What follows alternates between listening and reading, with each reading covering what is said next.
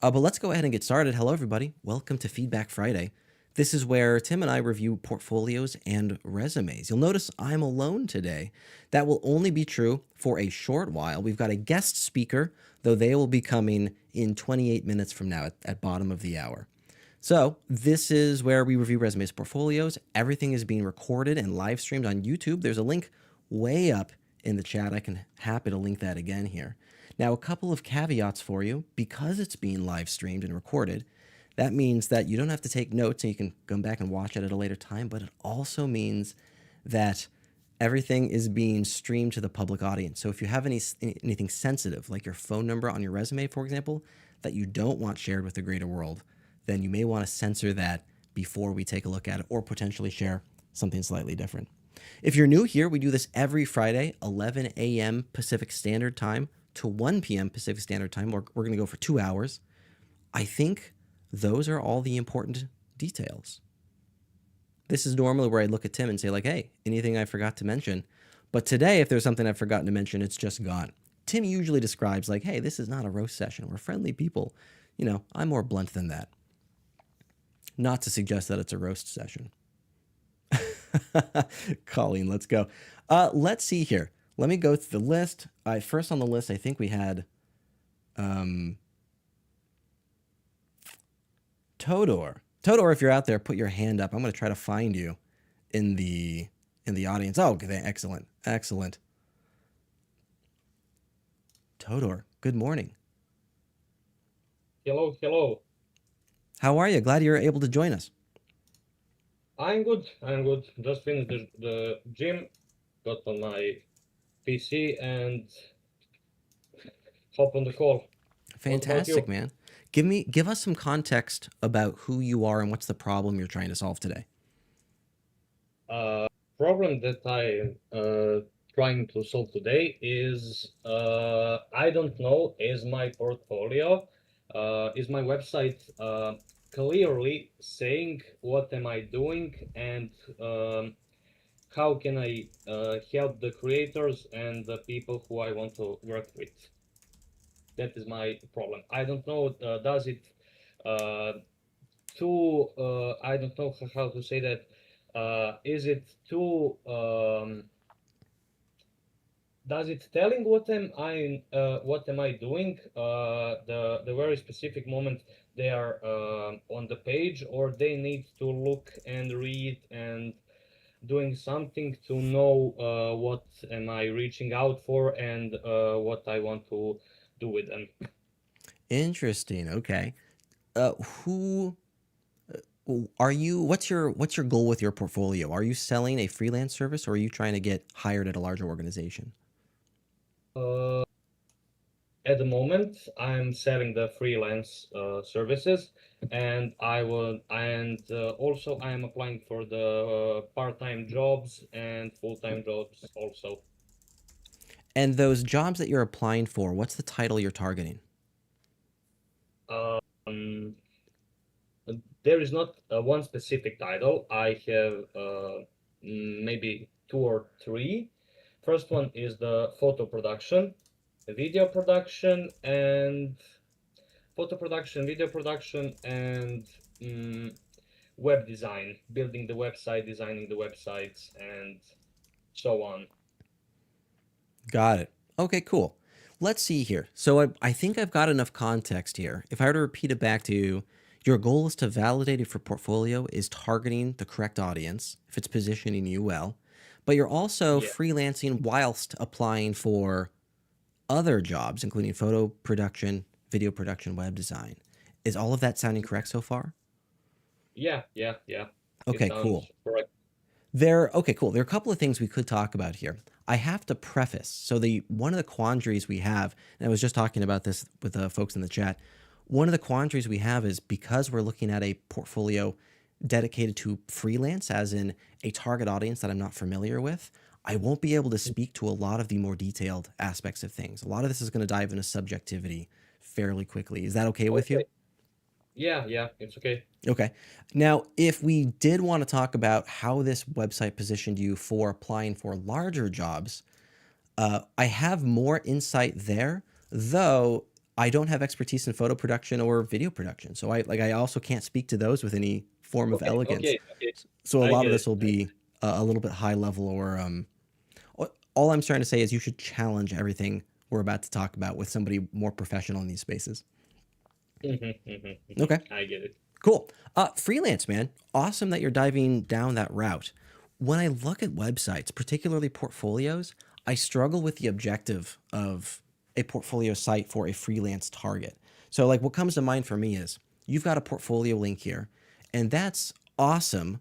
If your goal is to target, like, if your goal is to target product design, for example, or some space I'm more familiar with, then we would be Mm-hmm. expecting these portfolio we would be expecting the portfolio to like showcase case studies and narrate who you are and describe your personality and like capabilities and skill sets. For freelance, I don't know that that's the effective route for you, and I'm fearful that if your goal is freelance, this should be more dedicated to like a sales page. Like, what are the services you offer? What are your pricing strategies? How does a client get in touch with you? Is that more where Yeah, your mind one is at? problem.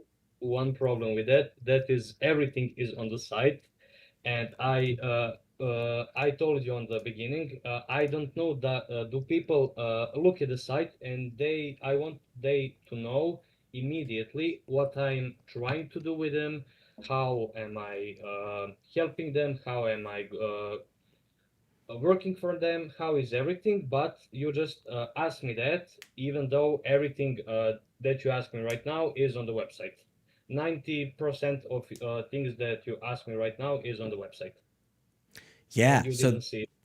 well, I love where your mind is at. Like it sounds like you're describing, hey, I've got these services that I offer. Let me advertise all of them and Yeah, showcase my yeah. capabilities. So there's a sacrifice with this, and the hurdle then is if you're trying to get a job at a company, for example, or you're trying to freelance, the messages we would expect to see on your website are different for those two audiences, and you won't be able to do both of them effectively on the same site. And that's the quandary now. Is like, is there a tactic in which we could enable this website to work for you for applying for other jobs while also enabling successful freelancing? And I would argue no. Do you have how do you feel about building two sites, one dedicated to freelancing and one dedicated to applying for jobs? Is that a friction point?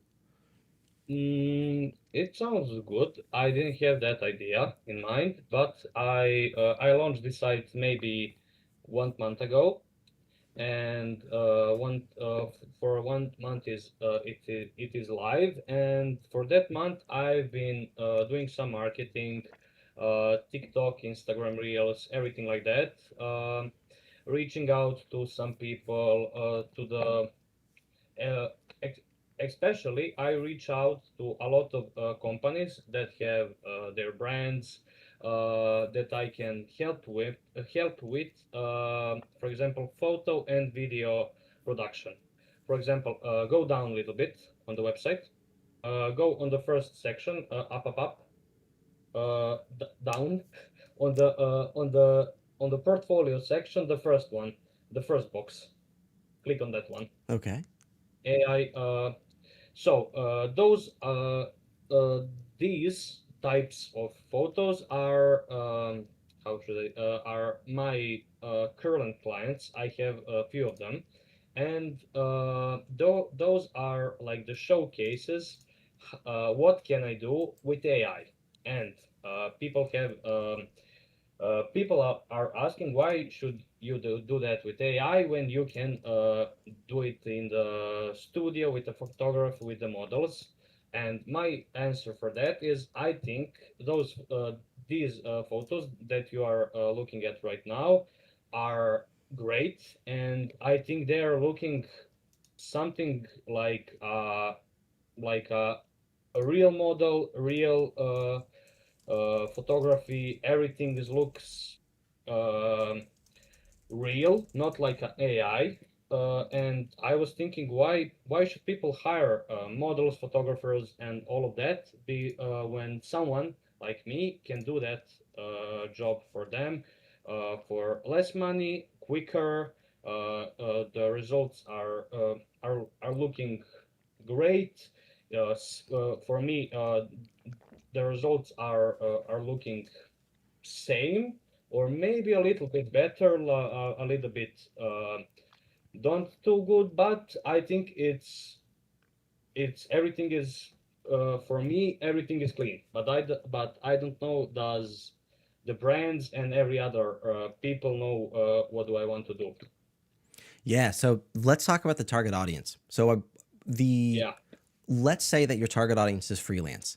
I think this is certainly closer position to that of freelance. And if I am a Hmm. user that you are targeting, my goals are then to see like how much do your services cost, what services do you offer, how does one get in touch with you, and I Yeah. think you have a lot of that stuff already. So I think you're positioning yourself more toward freelance. Let's say I Yeah. am an enterprise organization looking to hire photo production or video production. So I come to this website and I see that you're a studio, so it doesn't look like you're a single person, and it looks like this is an organization that I can then contract with to solve my immediate needs. And the quandary there is it's not positioning you as a candidate to be hired, it's positioning you as an organization that one would then reach out to and contract with. So like those Yeah. two audiences I think are conflicting in your goals, and we'd want to separate those and build one designated for freelance and one designated to hire you at a large organization. Any Hmm. concerns with Hmm. that? With that, literally today I was talking with some marketing agency from Serbia. I'm from Serbia, by the way. I was talking with them, and I like offered them collaboration proposal. The proposal was they get me a client, and I work for them, and I get some I get some percent of the money that client pays them. That is how I was looking for the like full-time job or something like that to apply on the multiple agencies, and they get me clients. I just work uh, work and make and photos and videos and just getting paid for that, and that's all. Okay. I mean, that sounds fine. If the goal you're trying to solve here is the portfolio positioning me correctly? If your goal is freelance, I think this portfolio is certainly leaning more toward that. If your goal is Hmm. getting hired as an individual, I think this portfolio has some opportunity for improvements, and we'd want to separate that out. Yeah, yeah. I have one portfolio, one website that I want to show to you. Can I send you the link of that? We can take a look Uh, real fast. I am looking at the clock, and I don't know if I personally have much more value to add, but we can look at one more thing real fast. okay, this, for example, I want to make, if I am redesign my site, I want to look something similar to this. I just send you the link in the chat. Yeah, that one. That Okay. is the something similar to what am I doing, but it shows exactly on the hero page and everything. It shows the work. But you need to go on the portfolio section, click on the photos, click on that to see the work. Okay. That is also everything AI. Cool. What was your goal with showing this to me? I was thinking I want to redesign my site to look similar to this one. Got it. Yeah, if your goal is studio, like if your goal is freelance, something like this could make a lot of Yeah, sense. If your goal is getting yeah. hired at an organization, this would be a very cool portfolio, but a high risk portfolio and potentially reducing your candidacy elsewhere. Hmm. Hmm. Hmm. Yeah, for freelance, I think this makes a lot of sense. Yeah. Cool, man. Well, hey, I don't have a whole lot more value I think we can add. Are you feeling like you've got any sort of actionable there? Is that okay? Uh, can you repeat, please? Yeah, I was asking. I don't know that I have any more value to provide you, given that it looks like you're dedicated more toward freelance and trying to navigate that space. How are you feeling? Do you feel like you've got any sort of actionable? Did I provide you any value whatsoever? I think no, you just told me something. I uh, I joined this call. I want to you take a look at my site, the looking of them, and just to tell me, does it look you if I send you a mail? I want you to be my client, and I send you a mail. I explain you in a mail, hi, I am Todor, I am that, I have my studio, I do that, I do that, I do that, and I send you the link. And you just click on the link and you see that. What will you think that I am dedicated to, and what will you think that I'm working on, and what will you think that I am offering to you as a Yeah, client? I think your value prop here, I think the skills you list here in your hero are positioning you around photo, video, and design. I see you as a brand creator currently. I don't see you as a person that I would hire at a large organization. I just see you in a Yeah. studio role, and it's also positioning you not as an individual but as like an agency. Yeah. Okay, so do you have anything to say about the look of the website? Does it look too gray, too black, too white, anything? Yeah, so this circles back to the friction point we were talking about earlier. I personally think the website looks great. The quandary there is I'm not your target audience, so anything I say is real subjective in nature. We'd have to learn more about who you're targeting first and narrow down their interests, desires, hurdles, friction points to validate that regardless of whether or not we like it, it's effective at solving the problem. And that's why I've got written down here in analytics.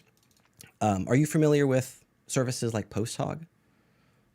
No, no, I never heard about that. Yeah, let's do this. Take a look at this portfolio and Postdog. Okay, cool. So maybe one little bit of value I'll be able to add for you. There are analytic services out there, and the goal that I'm trying to solve for you now is okay, we've got if you have a target audience in mind, let's see if we can build some analytics in to validate success that we're solving problems and correctly targeting an Okay. audience. So that's where something like Posthog comes into play. They've got a service called Session Replays. This is my own personal site, but you're going to see that we're now watching somebody use my personal site. We can see where their cursor is moving. We can see what content they interact with. So you can install Mm-hmm. this on your own site and then validate that your site is being used appropriately, and you can see where friction points occur and where dead ends occur. Totally free to use. I can add a link here in the chat. Okay, okay, thank you. Yeah. Very cool service. Very cool that it's free. Okay, Excellent. looks great. Well, hey, really And the other appreciate. one, I'm sorry. is the Google Analytics. I already have that on the site. I add that. Perfect. Yeah, Google Analytics is a standard. Sometimes I mention it because Yeah. some folks are unfamiliar, but it's like a real fundamental when it comes to the analytics. Yeah. Cool, man. Well, hey, really appreciate you being willing to be first on the list today. Appreciate you being willing to hang out with me. Okay. Thank you very much. Yeah, I appreciate you. All right, next on the list, we've got Shweta. Shweta, I'm so glad you're able to join us today. Uh, for those unfamiliar, Shweta was last on the list last time we met, and we just ran out of time speaking with them. So I'm so stoked that they're able to hop on and join us again today. Shweta, I've hit the button. You should theoretically have something on your screen asking you to hop on here. Invite to speak. I've hit the button again. How you doing? Yeah, I see you keep requesting. I keep hitting the button. I found you manually. I can invite you to speak on your side.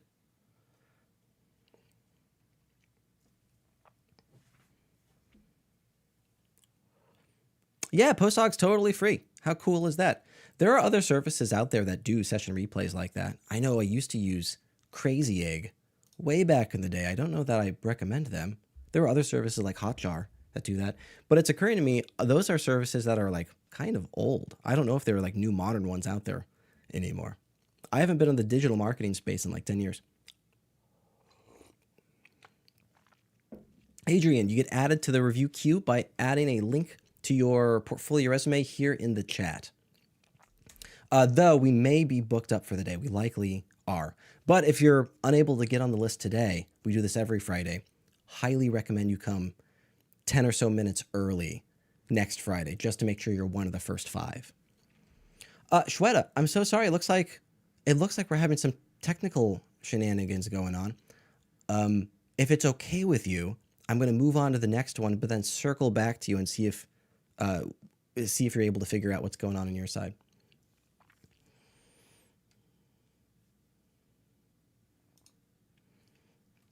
Next up, we've got Luna, longtime caller, not the first time visitor. Luna, where are you out there?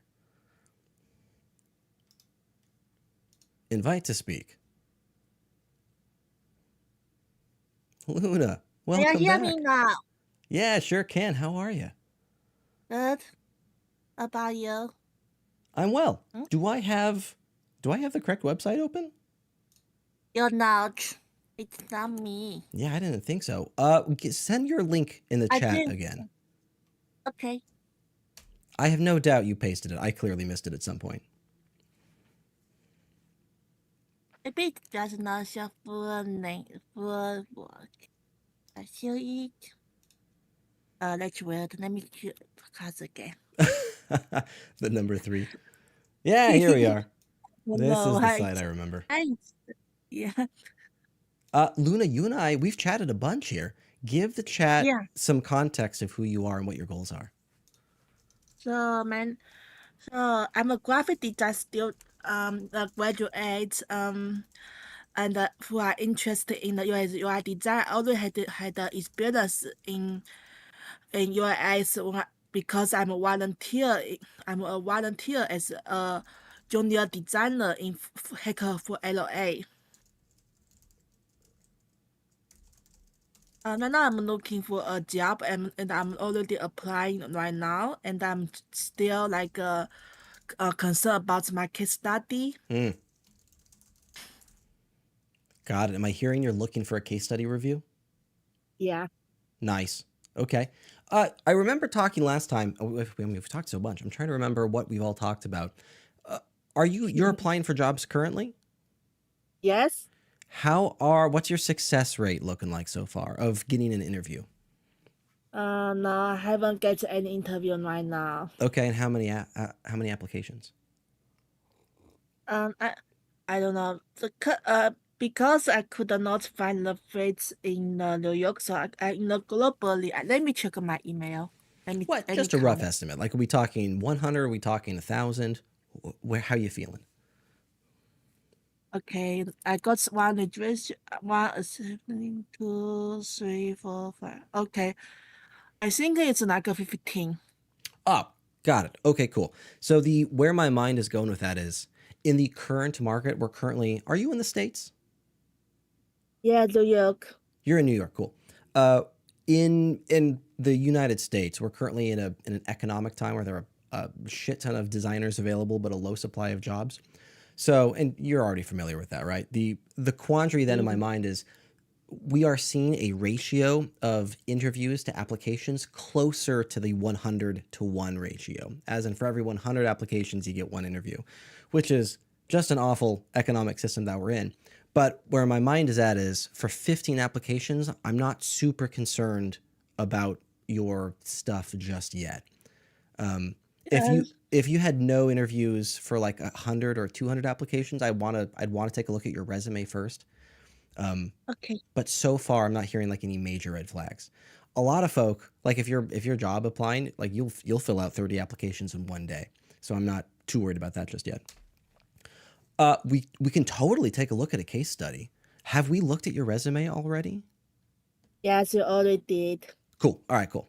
And you're feeling that the case study is the next applicable step. Yeah, I think my resume is fine right now because I checked the ATS score. It's kind of like 83. Okay. All right. Let's take a look. Which case study you want to look at?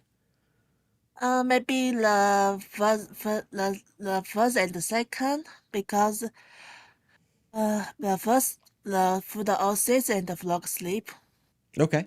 Yeah, let's take a look. Well, we may only have time for one, but if they're short, we may be able to gloss through them here.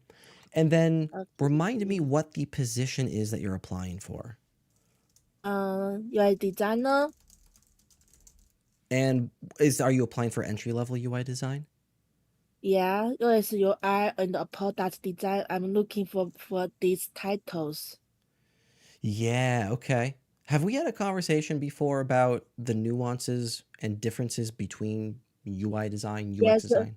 a lot, but I heard you talking about this. I know, but I know they are involved because just want to learn the feel for this thing. So I know their difference because you always show us the charts.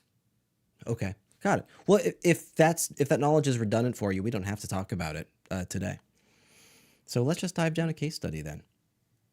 Is it okay if I look at this case study with the knowledge that you're looking for, like you're targeting UI design, or should I also look at this knowing you're targeting like more than just UI? Yeah, more than just you. Okay, cool. Understood. So let's see here. Food Oasis for food seekers increased new visits by 34%. Cool. Let me scan through this a little bit. Things I want to talk about. Talkables. I want to talk about storytelling, specifically titles. I want to talk about housekeeping. If I recall, you're working on a project right now that you're volunteering for with the objective of building case studies. Is that right? Yeah. Okay, cool. How's that going? Kind of fine. Okay, right on. I'm hearing there's nuance there, but it sounds like there's a deeper story.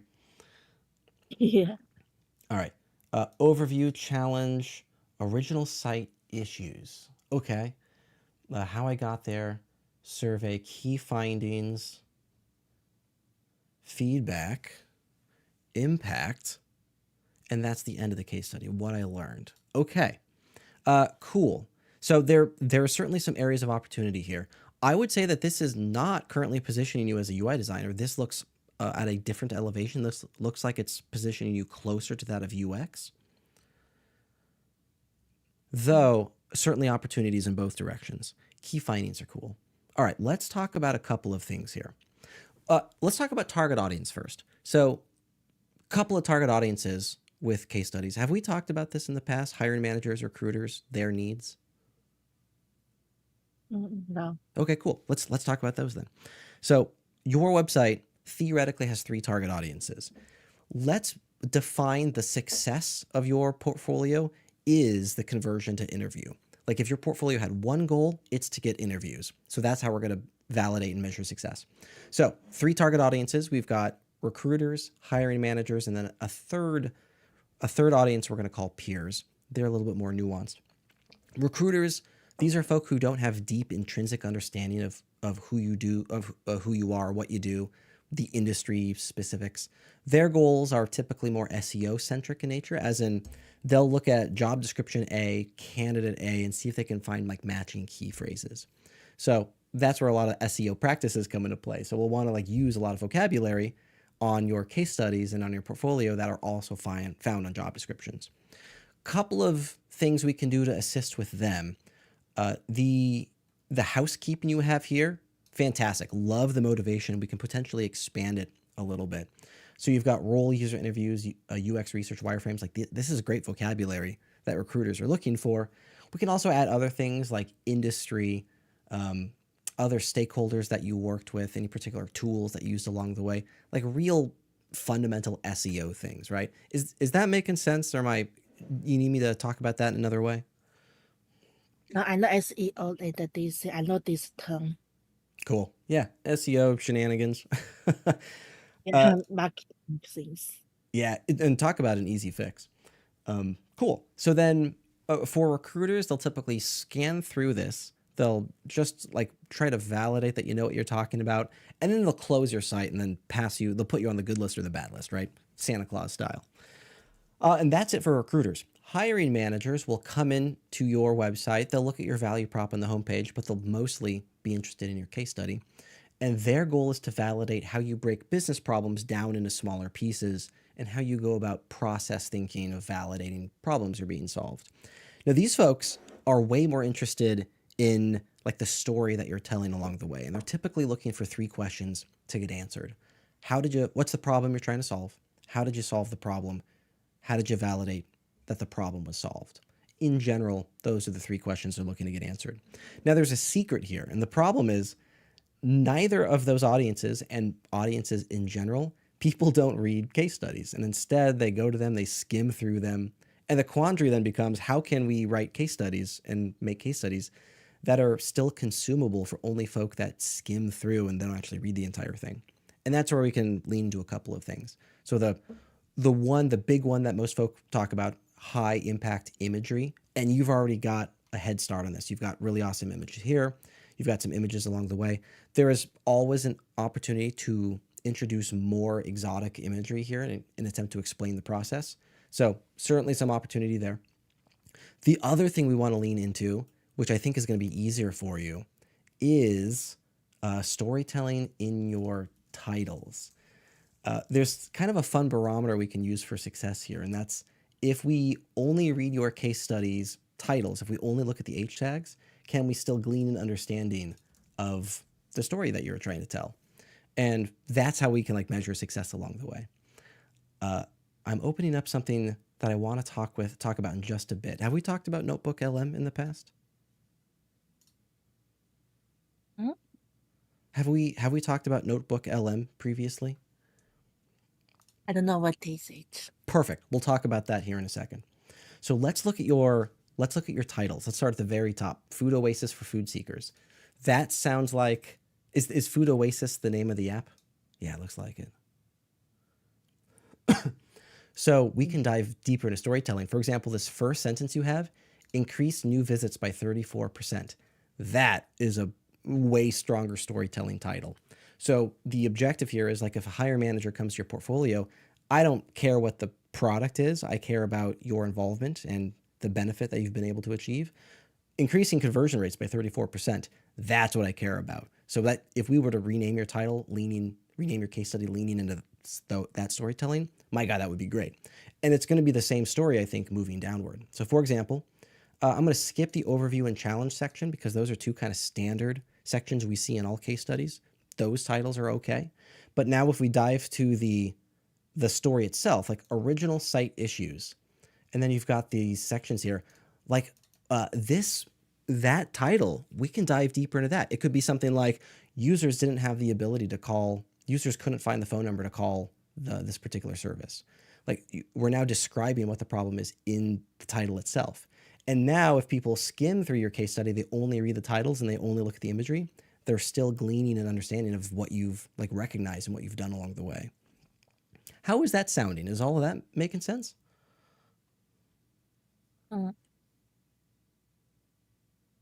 Yeah. Okay. Here's another one. Here's how I got there. Without context, like folks, if they don't read the text, they don't know what that means, but we could replace it with user interviews with 11 potential food seekers. And that's better. That's already describing it, but we could even get better than that and like just describe what the key finding was. Like instead of the title key findings,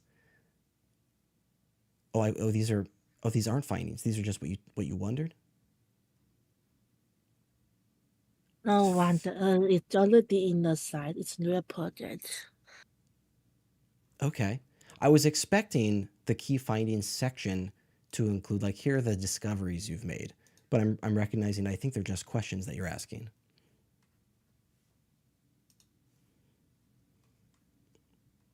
Okay. All right. We invited another participant. Here's our guest host on stage. Kimberly, give me just a second and I'll hand you the mic for an introduction here in just a moment. Let's see.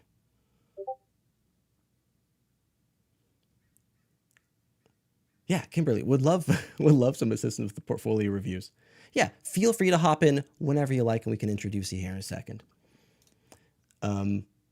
Key findings. Okay. So yeah, either way, we can dive more into the storytelling here. So the problem that we're trying to solve there is if a user only reads your titles, they can still glean an understanding of what you're attempting to describe here. Let's look at the other case study. I know you wanted 2 case studies to be looked at. Let me look at the other one and see if this one also has some of the same quandary here. Kimberly, here is a link to the site we're currently looking at. Frog sleep.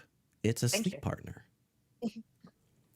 Redesigning a sleep companion app, achieving 93% task success rate. Yeah, like what a strong statement. That could be the title of this. Overview challenge problem. Many young adults struggle to follow sleep. Yeah, what a phenomenal, like that's phenomenal storytelling. Well, every person now reading this can totally empathize with that. And now everything I'm reading from here on goes back to is the thing you're doing solving that problem. Empathy surveys challenge met from research to persona. Okay, I'm seeing a more standard approach to UX. Outcome, next steps, what I learn. Okay, well, Luna, help constrain me a little bit here. I'm seeing a couple of assets in regard to some like high level research that you've done. What was the output you ended up creating for this case study?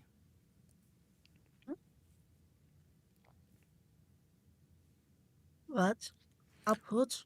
Yeah, did you end up like what did you end up what did you create for like what was the end result of this case study? Did you end up building something? Is this it? Yes, I create a Google form and ask people to like feel to ask me about their feedback and how they feel about this app.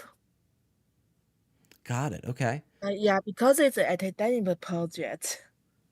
Yeah. So where I'm so if we go back to those three questions, what's the problem you're trying to solve? You've answered that very, very plainly. Problem statement. Bam. Many young adults struggle to fall asleep. Great. Next question. How did you go about solving that problem? And we've got some of that, but if your goal is targeting UX, I'm expecting to see some more processes by how you narrow down. Like we could solve that problem in all kinds of different directions, but you've chosen this direction. And I have to imagine there's a reason why you chose this direction, but I'm not seeing it in your case study. How did you go from creating a persona to designing an animated avatar? Like what was there's a gap there that I'm expecting to see other processes within. Mhm. I was talking with my like a partner about how like young people like on the site. So we ask people who has the sleeping app and one guy says about I think this app is not really attract. It's really ordinary. And then we talk about people who don't young age like a gamify app. So how about make it more like movable and more like a game, so people so they couldn't like it, so they could more enjoy this app. Okay, I think I'm following some of that. There's certainly a gap here that I would want to address, and that is we go from some high level research survey metrics to a persona that theoretically applies some sort of target audience. And then we go right to the final solution. And there's a myriad of things that one would typically see throughout between those two individual steps. If you're following a more linear, a more classic approach to UX, after personas, we would typically expect to see things like journey maps, empathy maps, user Yes, flows, wireframes, low fidelity mockups. Have you done any of those things along the way? yes, I did. Great. I That only like I have like no fidelity mockup like this thing, and I mean the first thing I put it in the Behance, and I tried to minimize as much as I can. okay. Are you able to showcase some of those assets in this case study? Mhm. Maybe I can try the later. Yeah, that would be assistive. So the current hurdle is that there's a gap here, and if a hiring manager were looking at this and their goal is to figure out how you solve problems, how you break them up into smaller pieces, I don't think we're answering that second question just yet. Kimberly, I see you came off mute. Hop in here. Hi guys, nice to meet you all. I'm Kimberly. I am a senior designer at DoorDash. Thought I'd jump in and help out Nate today, and give you guys some cool pointers and tips. I just wanted to kind of add in to what you were saying, Nate. I think I understand what you're saying. So Luna, this is like a really creative case study. I really love the animations and stuff. And I think I agree with Nate is that where do we like how does the research and like the persona that you build and those things and connect to the final product? So for example, we see this lovely persona about Mary, who's 32 years old, and she has ongoing sleep issues. She's got a busy work schedule and wants to fall asleep faster and stay asleep longer. So, like, then we go into, like, in this order, the animated avatar, which is caring for a virtual frog that grows and thrives as users follow healthy sleep habits. I think it's a cute idea, but like how like I wonder what that connection is where we have Mary who's busy and wants in a simple and reliable way to a cute frog avatar that she has to care for. How is that going to help her with her sleep habits? What about that research and that persona says that this is the best solution for her problems? And so I wonder like what that connection is and how we can really get those two married together because I think that's like maybe it is in the wireframes, maybe it is in the like some of the additional things like the journey maps that you might have done or some additional research and the conversations that you had with your partner. Like I want to see that connection of like this is our persona who has a busy work schedule. Why is the animated avatar who she has to now care for like the next best step? Does that make sense? Yeah, makes sense. Nate, what do you think about that? I Do you love all think that feedback. this Yeah, makes I sense think too? that's spot on. Okay. Luna, I'm looking at the clock. There's one last thing I want to show you. Uh, we haven't talked about Notebook LM in the past with you. Notebook LM is a very cool tool. It's technically a research tool, and it's a Google product. And the idea is you can take all your research analysis, you can throw it in this, it'll train an LLM only on that data, and then it'll enable you to then generate assets and build things based on that data.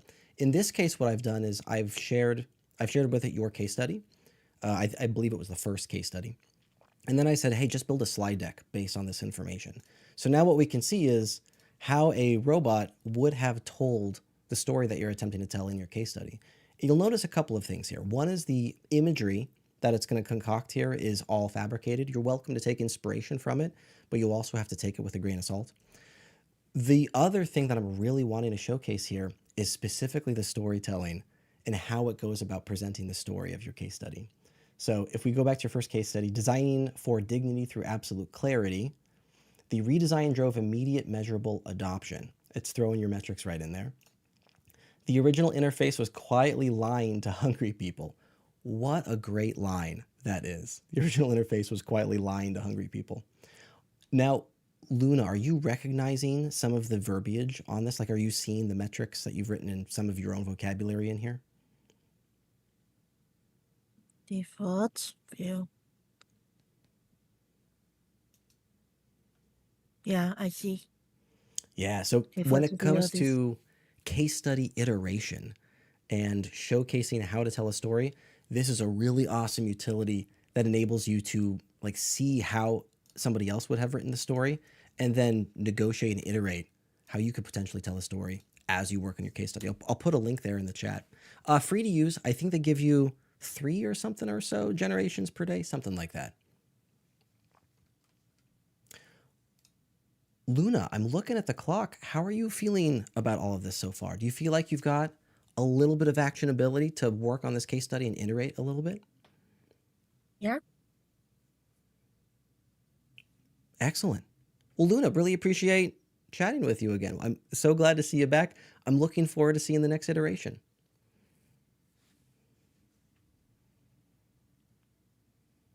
Okay. Take care. Welcome, Kimberly. So glad you're able to join us. Hello, how are you? Good. How are you? Nice to Doing see you so well. again. Yeah, you as well. Tim is unable to join us today, so it's you and I, rocking the Feedback Friday. Give the folks a little bit about you and tell the folks who you are. And I know you gave yourself a little intro earlier. Would love you to dive in a little bit more depth. Okay, yeah, nice to meet you guys. So my name is Kimberly. I'm based in the San Francisco Bay Area. Kind of like you guys, where I started, I was a clinical pharmacist in my previous career, discovered UX, well, and then like kind of fell in love with it, did a little bit of self study, and then I decided to make this change and go back to school. I got my master's in human factors from Bentley University, and I had been working at Gap for the past 6 years. And so, I was there. Hi. And for 6 years, worked on everything under the sun from an app perspective, web, um, lots of different like app web. I even got to like work on some like cool things with Apple at Gap. And then, actually went through the ringer, got laid off. And so I actually had to go through the job search process, restart my portfolio after 6 years. And, uh, now I'm at DoorDash, but not needless to say, like there was a lot of learnings there as well, in terms of like the job search, especially now with this day, AI.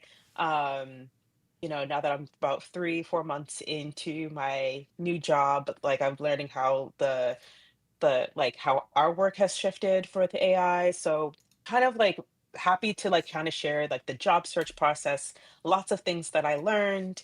And then also like, how you guys can basically take that and make it actionable for you guys to land your first role and beyond. Kimberly, so glad you're able to be here.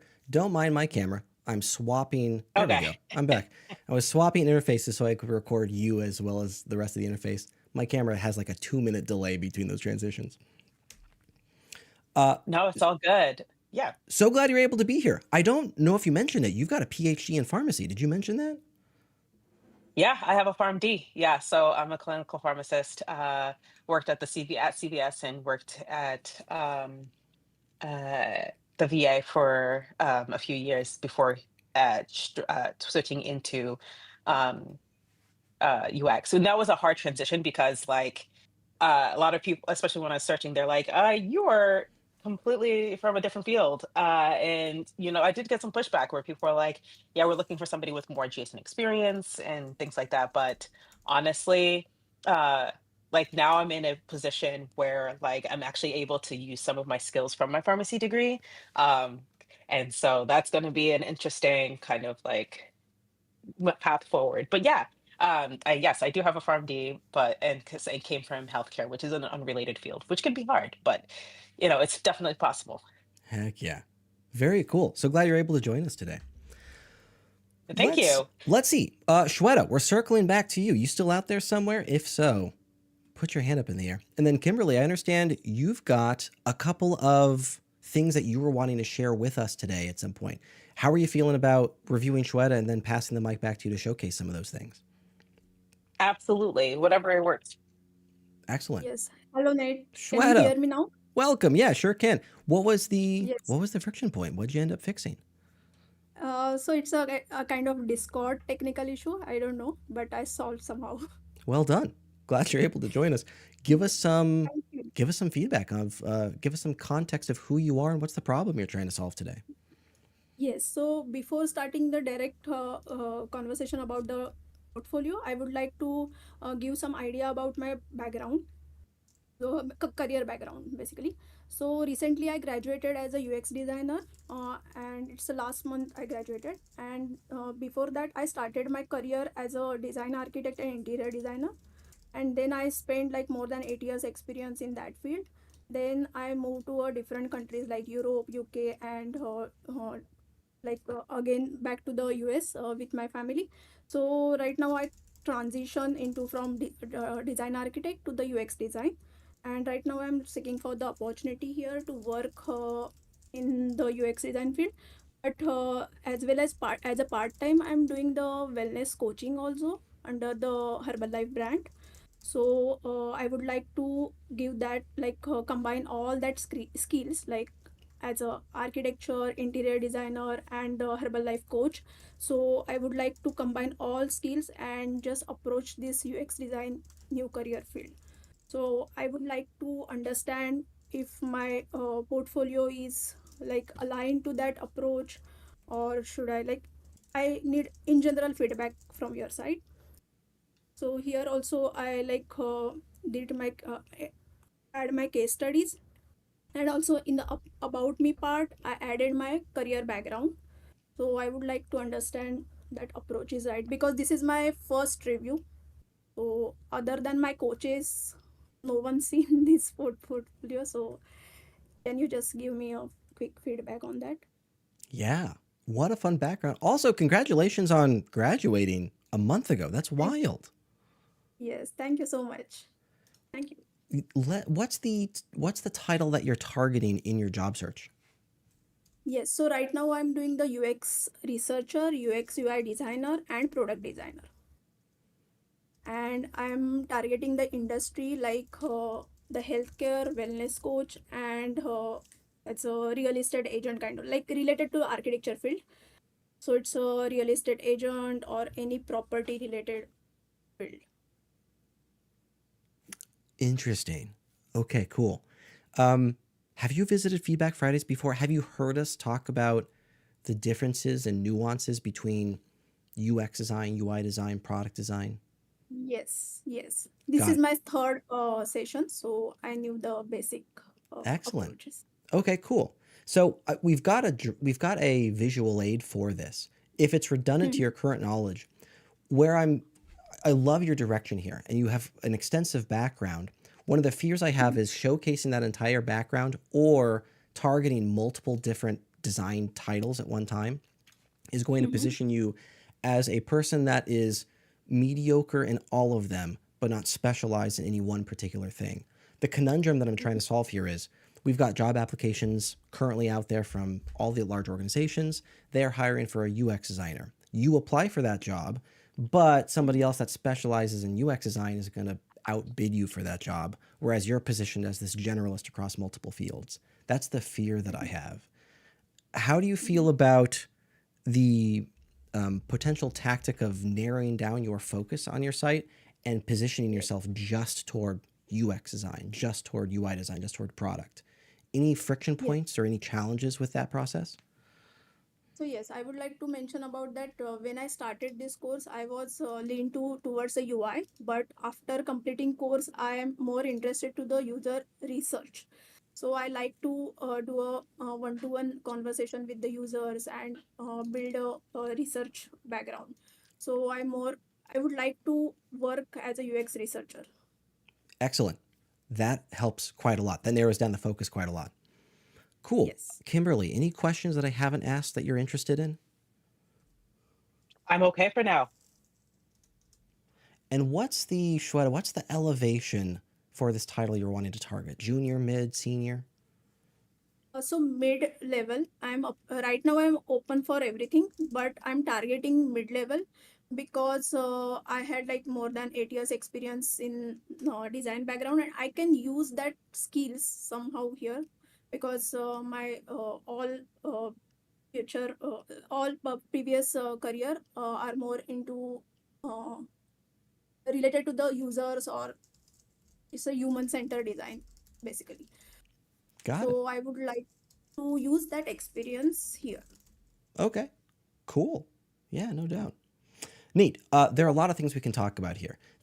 We've got your portfolio homepage. We've got case studies. We probably won't Mhm. be able to dive into both of those things. And I see you've got a resume link up there that I won't click on until I get your permission. Um, do you have any particular any places that you think is causing you the most friction or areas that you want to focus on for this call?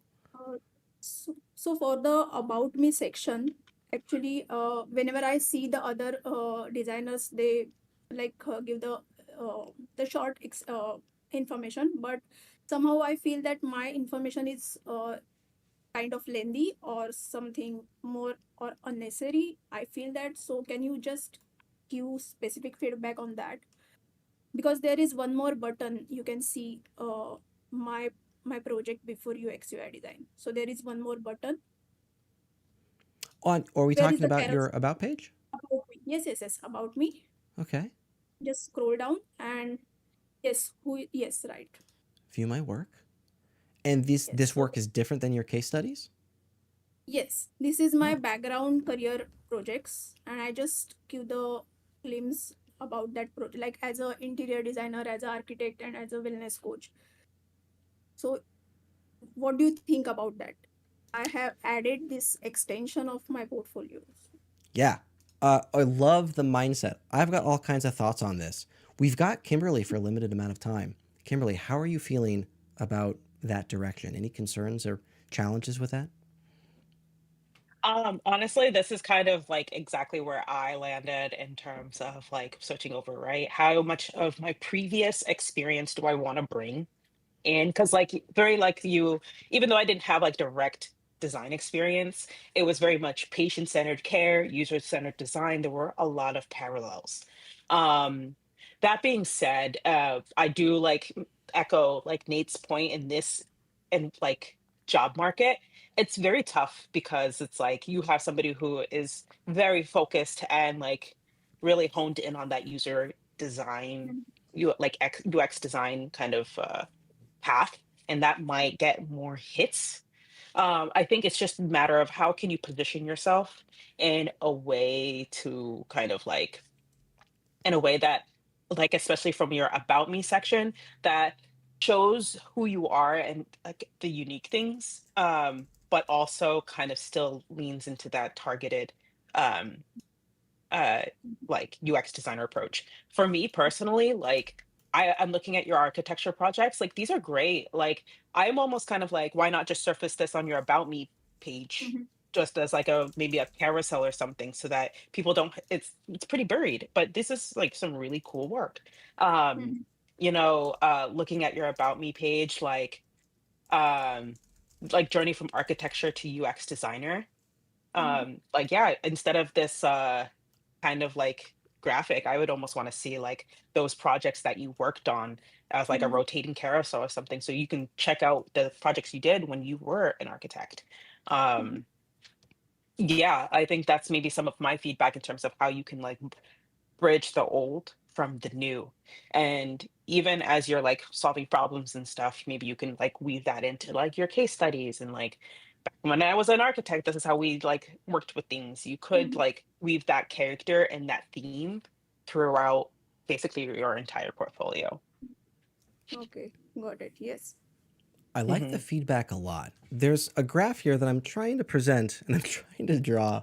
I haven't drawn the graph before. Tim's always the one drawing. I'm trying to take over some of that. Uh, where my mind is currently at is I love that you got this background in architecture. If your goal is to include that background of architecture inside your positioning, then it's Mhm. for me it's less of a conversation of is this good or is this bad and more of a conversation of there are advantages and sacrifices you're making with that particular positioning. Let me first off say every single marketing book behind me will argue that you should position yourself to as much of a niche as possible. A lot of benefits to that, some sacrifices, but where my brain is going with this is let's say that we position you as a UX researcher dedicated to the architecture space. Bear with me on this Mhm. little drawing here. So there's a quandary with this. The sacrifice is there are now fewer jobs you can apply for. Amazon has a product designer job open up. You're no longer well positioned to apply for that job. So the more you position yourself, the amount of jobs you can apply for are going to go down. There's a huge Mhm. advantage to this, and that is the more targeted your positioning is, the like in this case architecture UX research, the Mhm. more you apply for jobs that are dedicated to that space, the higher chances your interview success goes up. And the goal of the portfolio is to get that interview, right? So there's this Mhm. sweet spot here where it's even though there are fewer jobs available for you to interview with, your interview success rate still goes up. Even though you're applying for fewer jobs, you have a much greater chance of getting the interviews in those jobs. I argue you're doing everything correctly here, with the exception of maybe you're overgeneralized, like the architecture, the architecture interior design. It's architecture, right? Yes, both and like the combination of the architecture and interior Okay. design. Yeah, I don't know enough about the industry to know like how distinct those are from one another. But the fact that you're like a researcher targeting this specific industry, very Mhm. beneficial. I would argue that the other backgrounds that you have, for example, wellness coaching, we would want to Mhm. stay, we would want to, if we were to include that positioning, then we're starting to like broaden your target audience and now weakening your value prop as you apply for jobs. I'm not gonna, Mhm. like, an interior design UX architecture firm is not gonna hire somebody, or not gonna have a desire to hire somebody that also does wellness coaching on the side. So we'd want to like position you for one particular industry and focus there. How are you feeling about Mhm. that? Is that okay? Yes, yes, got your point. Yes. So basically, I just want to align that flow. Like as an architect and interior designer, I just communicate as a for the like customer. I communicate. I just explaining the quickly the flow of architecture field. So it's a communication with the customer. Then I just brief down their requirements. Then I do the options for multiple options for the interior designing, and then present them, and then choose one option to go ahead the interior work and on site. So basically the UX designer is a same alignment to that process. So I want to just explain my alignment of the project is similar to the UX designing flow. Cool. That's awesome. Yeah, I think that's fantastic. Now, there are other things to talk about on your portfolio here. If we look at your value prop on your homepage, for example, and it Mhm. sounds like you're already aware, like, hey, this is potentially a different direction from the position that I want to attack. You currently Mhm. have a UX designer based in New York City who brings empathy, spatial awareness to interior architecture background. Like, we can definitely update this with your new positioning. Are you already aware of that? Are you already wanting to challenge this, or is this still feeling applicable for you? Yes, maybe mid UX researcher. Yeah, I will update that.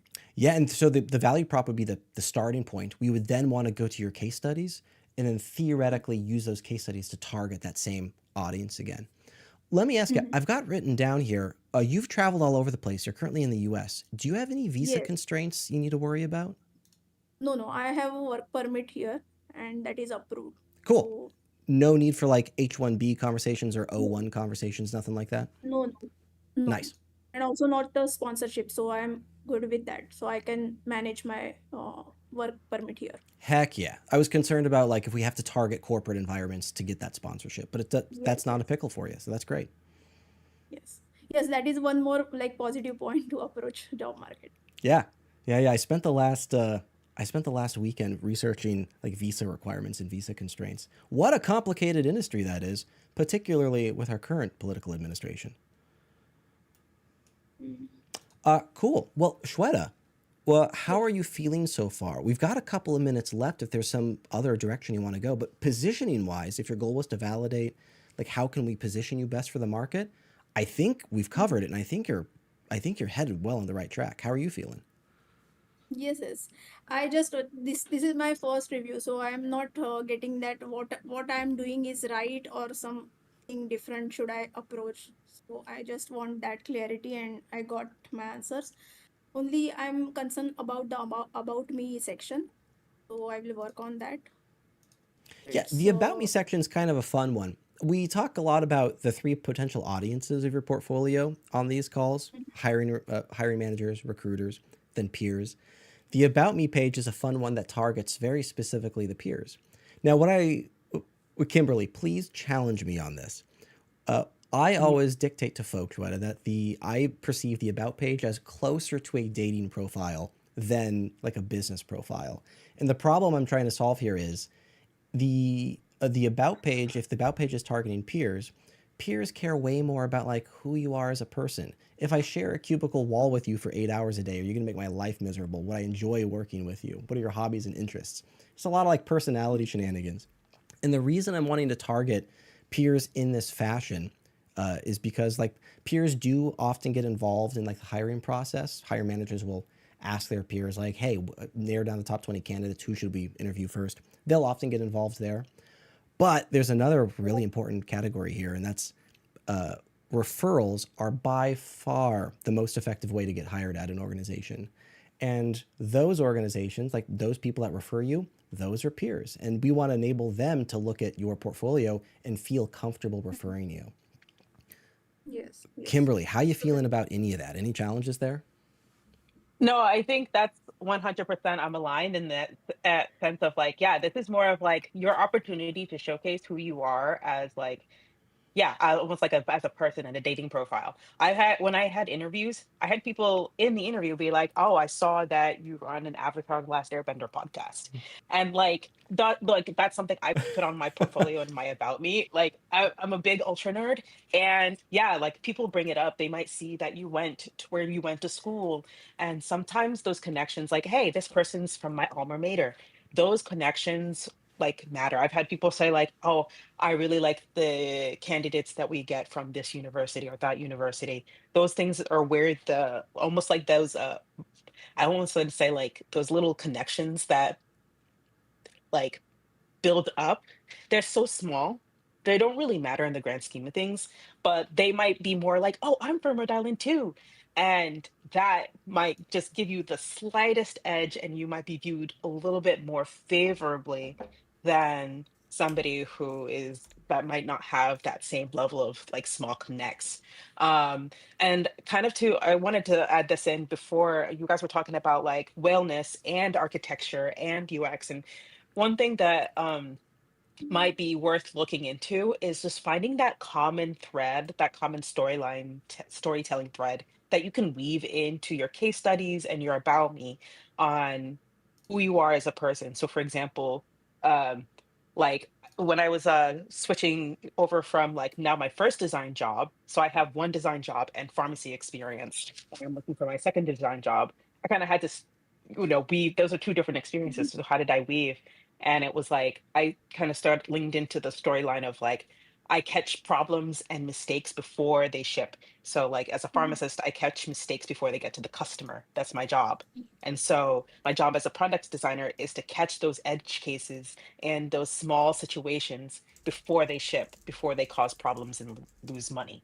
And so that's kind of how I paired that like that found that common thread and wove that into all of my case studies. So for you, if you have a common thread between wellness, architecture, and um, UX, Interior. are, Mm, we weave it mm, through, and even through your account, your excuse me, your about me section. If you want some just quick feedback, I like your about me section. I will say your who is Shweta when she's not a designer, this like rotating carousel. I think it's cool. The only thing is that it's not quite accessible because the text is in an image and I can't highlight it and it's hard to see. So like, think of this from like a mobile perspective. Um, like I can't like if I like use my inspect tool and then shrink it to the mobile screen, it's hard for me to see that text and I can't zoom in or anything or highlight it to see what it looks like. So um that being said, I will say like this is probably a blanket skip statement. Make sure your mobile yeah. view of your portfolio is on point. Like, I think that's probably like my biggest, like number one thing is like if I use the inspect tool of view your portfolio on my mobile phone, and it doesn't work, that's probably going to be the biggest major turnoff for a hiring manager beyond everything else. So Yeah. that's not just you, but just a blanket statement. So, but otherwise, yeah, I think you've got a lot going on for you. Really tell that story. Really, just think of the Pixar movie arc, with the story, like where it's like how things build up, the climax, and then how things get resolved. Tell that throughout your story. Mhm. Yes, yes. This is really interesting feedback. I really like that just waving the all the like professions and just come out with the one storytelling platform. So I will think on that and I will work on that definitely. Thank you so much. Shweta, really appreciate the time. Appreciate being willing to hang out with us today. Yes, thank you so much, Ned. Thank you. See you. Excellent. Next on the list, we've got two more candidates. Kimberly, I want to pass the mic to you real fast. So, oh boy, Vikashuvi, and please help me pronounce her name when we invite you up on stage. Vikashuvi, Tanya. We're going to take a quick stall here. Kimberly, I know you've prepped a couple of things to showcase. We'd love to take a look at those. Yeah, of course. Let me see. I don't know how to share my screen. Let's see. Uh, Oh, I really don't. How do I share my screen? Let's see. Yeah, you're looking for I think you've got the I capability got of it. doing it.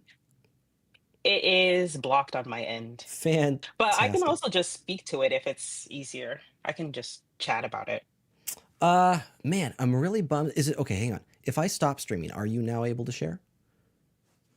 Yes. Cool. Let's see. Okay. So I've got this Notion doc here that I created after my job search. Now I do want to make sure that this is a targeted, because I don't want to like go through the entire story, but I want to make sure that this is serving the audience here. What We are would be currently better? seeing a Would it black be? screen still. Is that okay? Oh, really? Oh, geez. Oh, is it just me? I've got an So, error message. You've been disconnected. Chat, help me out. Everybody else can see it? It's just me? oh, okay. Great. Carry it. Well, carry on. I'm going to hop off and back on then. Classic Discord shenanigans. Okay. Okay. Some people can see it. Okay, it's loading. Um, Let me know if you can see it. Basically, I can also talk to it, but I want to make sure like this is a good conversation for you guys, so I can talk about my experiences and the things that I did, especially when I was moving from mid.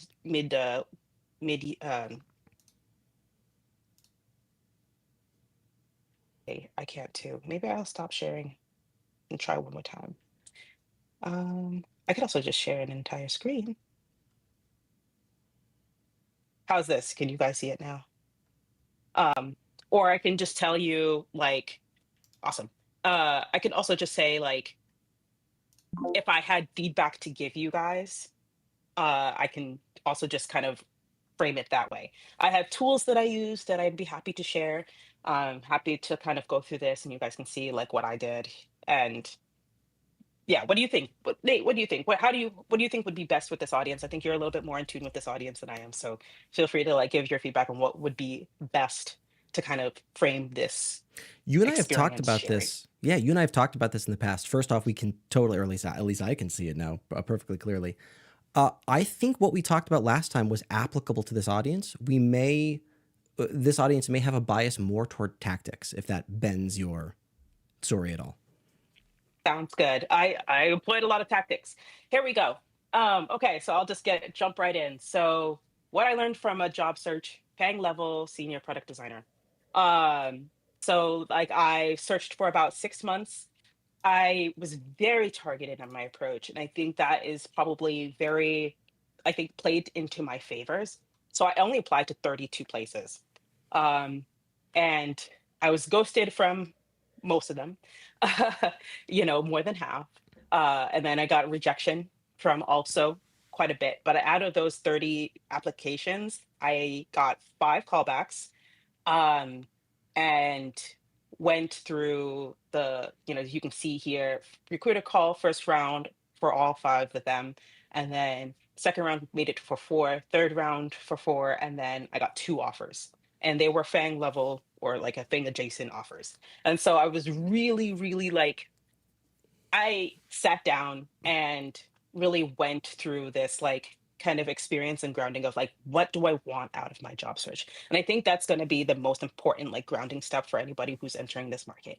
What do you want from the ground search from this job search? So I can share a portfolio as well and I can share some of my learnings.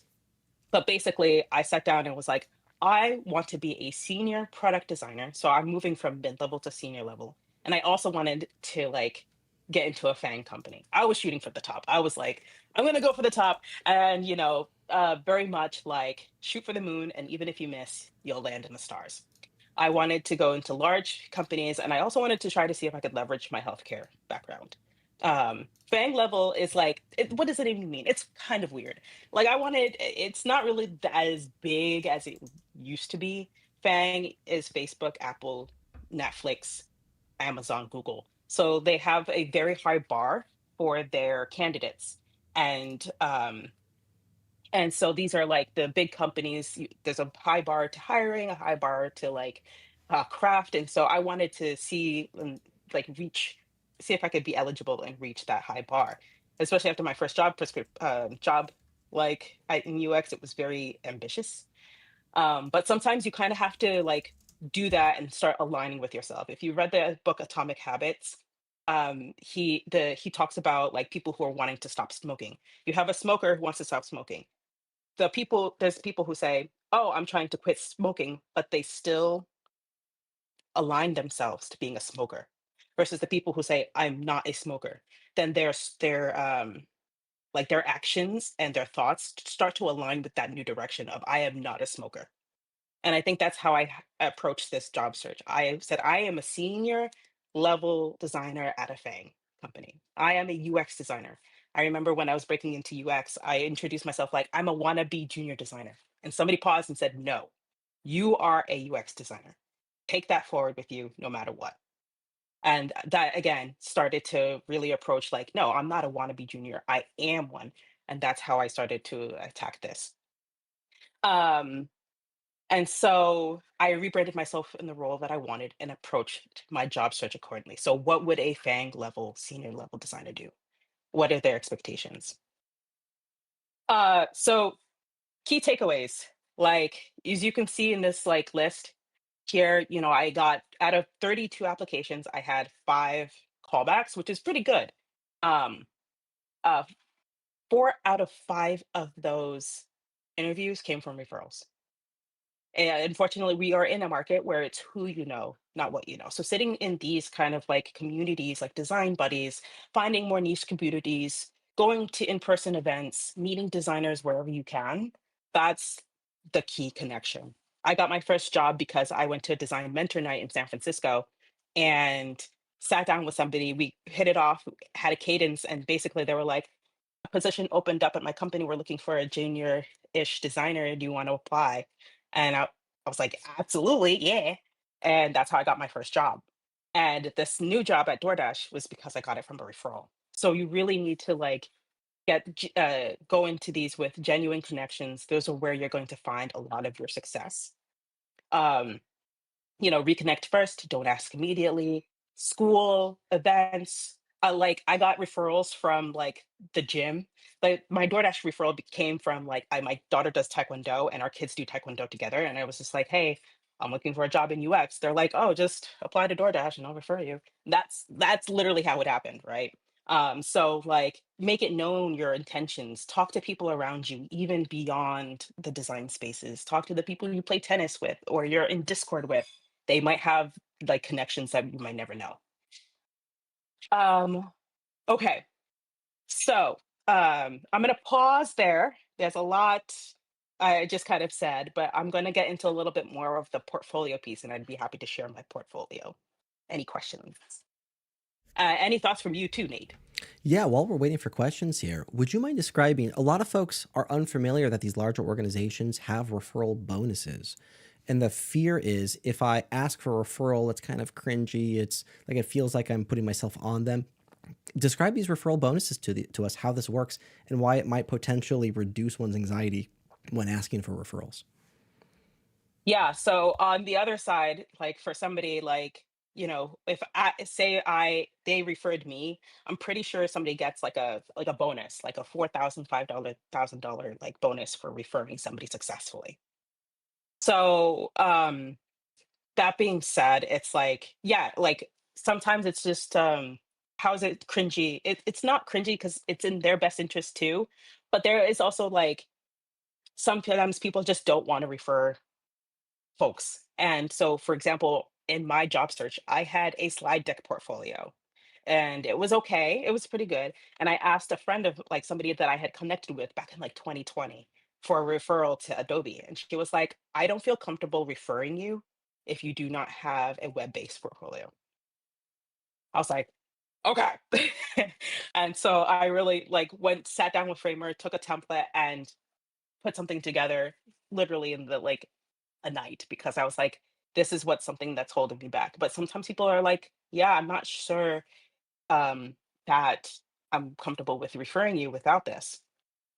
So it's like a lot of it, but again, it's a lot of it is conversation. It's those natural connections. I feel like sometimes you do get like cold, requests on LinkedIn and stuff like that. And sometimes it's kind of because people are just busy.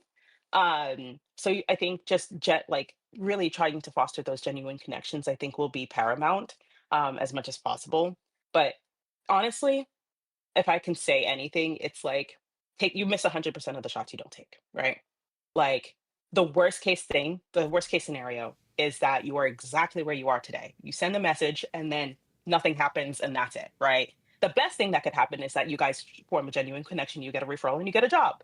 Like you have nothing to lose in that sense. And so sometimes I had to like approach a lot of like my outreaches to folks that I haven't spoken to in a while, like, hey, knowing that I might not get anything in response, but again, you miss 100% of the shots you don't take. Does that answer your question? It answers my question, absolutely. We have a couple other questions in the chat. What do you think of Yeah. AI creative as a new job position? And so that one's interesting.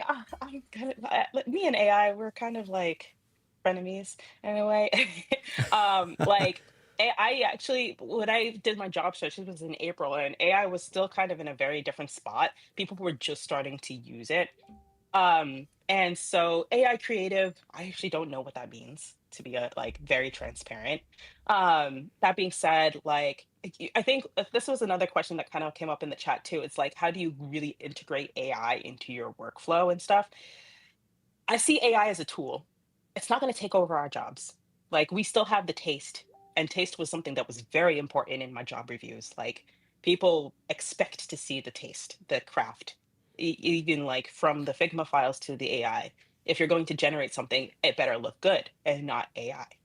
And so like AI is just another tool in your toolbox. Lean less into like, I used AI for the sake of using AI, and more about how did you use AI to solve the problems? What problems was the use of AI going to solve for you? And I think from an AI creative, like maybe that's a little bit more broader. I'm sorry, I wish I could answer that a little bit better, but like from a UX perspective, AI is just another tool in the toolbox. You've got Figma, you've got research, you've got contextual studies, you've got your ethnographic research, primary research studies, NN group, and now you're just throwing in AI into that mix. You've got After Effects into that mix. You've got Jitter. Like it's just a toolbox of thing, like something that you could use, like and pull out when you need it. Well, let me throw a hot take at you. Um, Kimberly, I'm not going to explain the background of these hot takes. I'm just going to throw them at you and see what you think. My hot take, yeah. first hot take is I think the titles UI design and UX design are going to fade away and replaced with the term product design. Hot take one. How you feeling? Mhm. Uh, I'm like, I think I'm not going to be surprised with that in the sense of like where our roles are basically broadening, right? Like UX and UR kind of like a lot of when I was doing this UX like thing, there were separate roles, and I'm not a UX and UI designer. I'm just a UX designer. Now it's just all you have to be able to do AI. I mean UI to like get a job in this market. It's kind of almost like if you're a UX design, the visuals is what people are going to see, and your visuals are not there unless you have the ability to tell that story strongly, people are drawn to pretty things, and they're more forgiving for pretty things. They're more like they have affinity to pretty things, even if they're wrong, versus something that's not pretty, even if it's right. So, like, um, yeah, I agree with that. It's gonna probably fade away, and the role of the UX designer is broadening to more like holistic product design. UX designer is broadening to more of I said that right. UX is broadening. And especially with the AI, we have more on our plates to do. And we have to use AI to kind of take some of those chunks out. Hot It's take a, yeah. two. Yeah. Yeah, I think Yeah. that's great. Hot take two. I think the title product designer will eventually evolve in removing the term designer and then become something like product strategist that accompanies the inclusion of AI skill sets. Oh, now that's a hot take. I think because like you have product managers, right? Your product managers are the ones that like are working on the strategy. They're working on the roadmaps. They're looking at the dollars. They're looking at the metrics. Um, while we are the people who kind of bring that vision to life in the sense of like okay, the product manager wants to allow users to be able to cancel their orders after they place it. Okay, that's great, but how are you going to do that? And that's where we come in.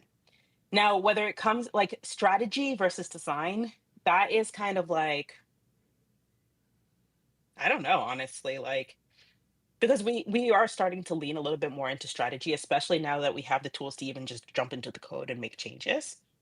And I think that is going to be where we differentiate ourselves from AI. Sure, you could like a product manager can say like create a way for this to, but it's not going to be good, right? And that's where we come in. We have to design that experience, and that product. But I don't know. I actually don't know. I do see like a delta between a strategist and a designer at this time. But not to say like AI is evolving so rapidly and like roles are changing so quickly that um yeah, I really like you asked me this in December and then I might have a different answer for you. We've got more questions in the chat. I do want to make sure we get to the rest of the stuff you want to showcase, though. Are you okay answering one more Yeah, question and then carrying on? yeah, absolutely. Let's see. The next question down is those 32 roles that you were basing your applications on, did they come from any specific kind of design work? I'm going to read the question. I did not answer the question that well. Did you choose those 32 roles based on anything specific, like the kind of product design work they would involve? Yes. So again, I was very, very targeted in my approach. Like I was targeting I at your Gap, I worked as an e-commerce designer. And so I was targeting consumer-based products. I didn't have any B2B experience. I didn't have any spreadsheets or browser experience. Most of my work was mobile and consumer. And so that's where I targeted my experience. And in fact, I will say when I applied to roles, they basically four out of those design roles were e-commerce based. So like it was like Fanatics, I think which is like e-commerce retailer for sports gear, um, Amazon. It was DoorDash, and then only one was actually healthcare based. Even though I have a PharmD background, because I didn't have any health tech experiences designing for the healthcare space, like that's like I was basically shut out. I had a conversation with a research director at a healthcare company. She was like, we get so many applications. I just have to eliminate anybody that does not have any healthcare experience. Period, point blank, wiped off the table. Like that's just how they bucket, like, filter. So, like, I had to like I wanted to align myself as closely as possible to the like job description. I applied to places like Roblox and like PlayStation because I'm a big gamer. But of course, ghosted. Like got no response because I don't have any gaming experience. And like I had a conversation with somebody who leads in that gaming experience area and he was like, you need to have something on your portfolio that shows gaming. So your portfolio needs to align very closely. And that's what I did. I did not apply to anything I felt like was too non-adjacent. Like I applied to like a role at Google for like Android Chrome, but I didn't have any Chrome experience. And that's what the person told me. He was like, yeah, they're looking for somebody who has literally browser experience. I don't know where they're going to find that, but exactly. It has to be very, very on the point. You're Okay. describing an Yeah. interesting nuance here, and that is when one finds a niche or one's goal is to target a niche and build some sort of differentiator.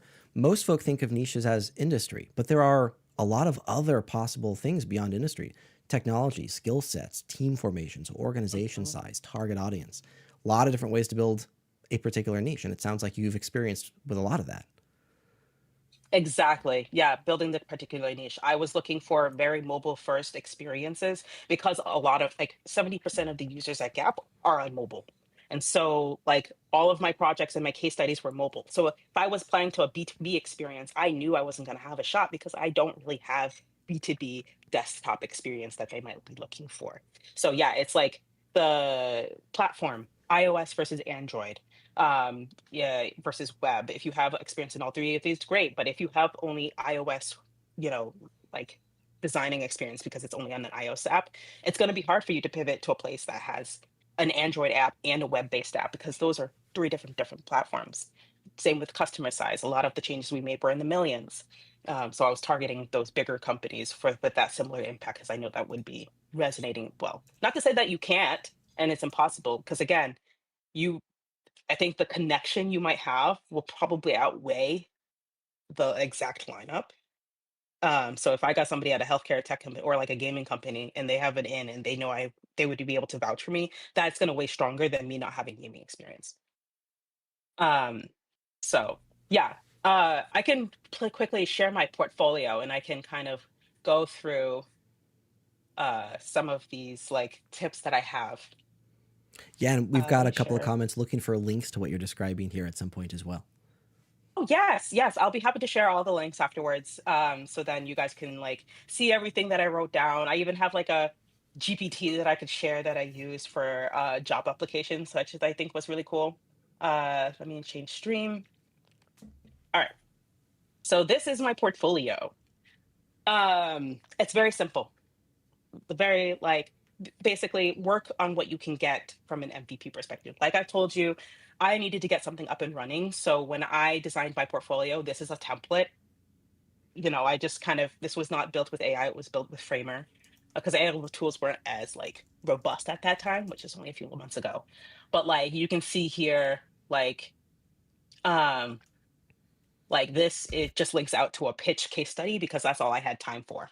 Like sometimes you just have to get the minimum viable product ready. So yeah, basically, I went for brevity and I went for like just straight to the point. And one of the things that I needed to do was impact. So I had a lot of sit down conversations with folks who worked at Google, with Microsoft, like these big companies, because again, this is where I wanted to go. So I was having these conversations with folks on how I could get there. When it came to the case study, like it was highlighting impact as much as possible. They want to see numbers. They want to see how you solve these problems. And they also want to make sure it's brief.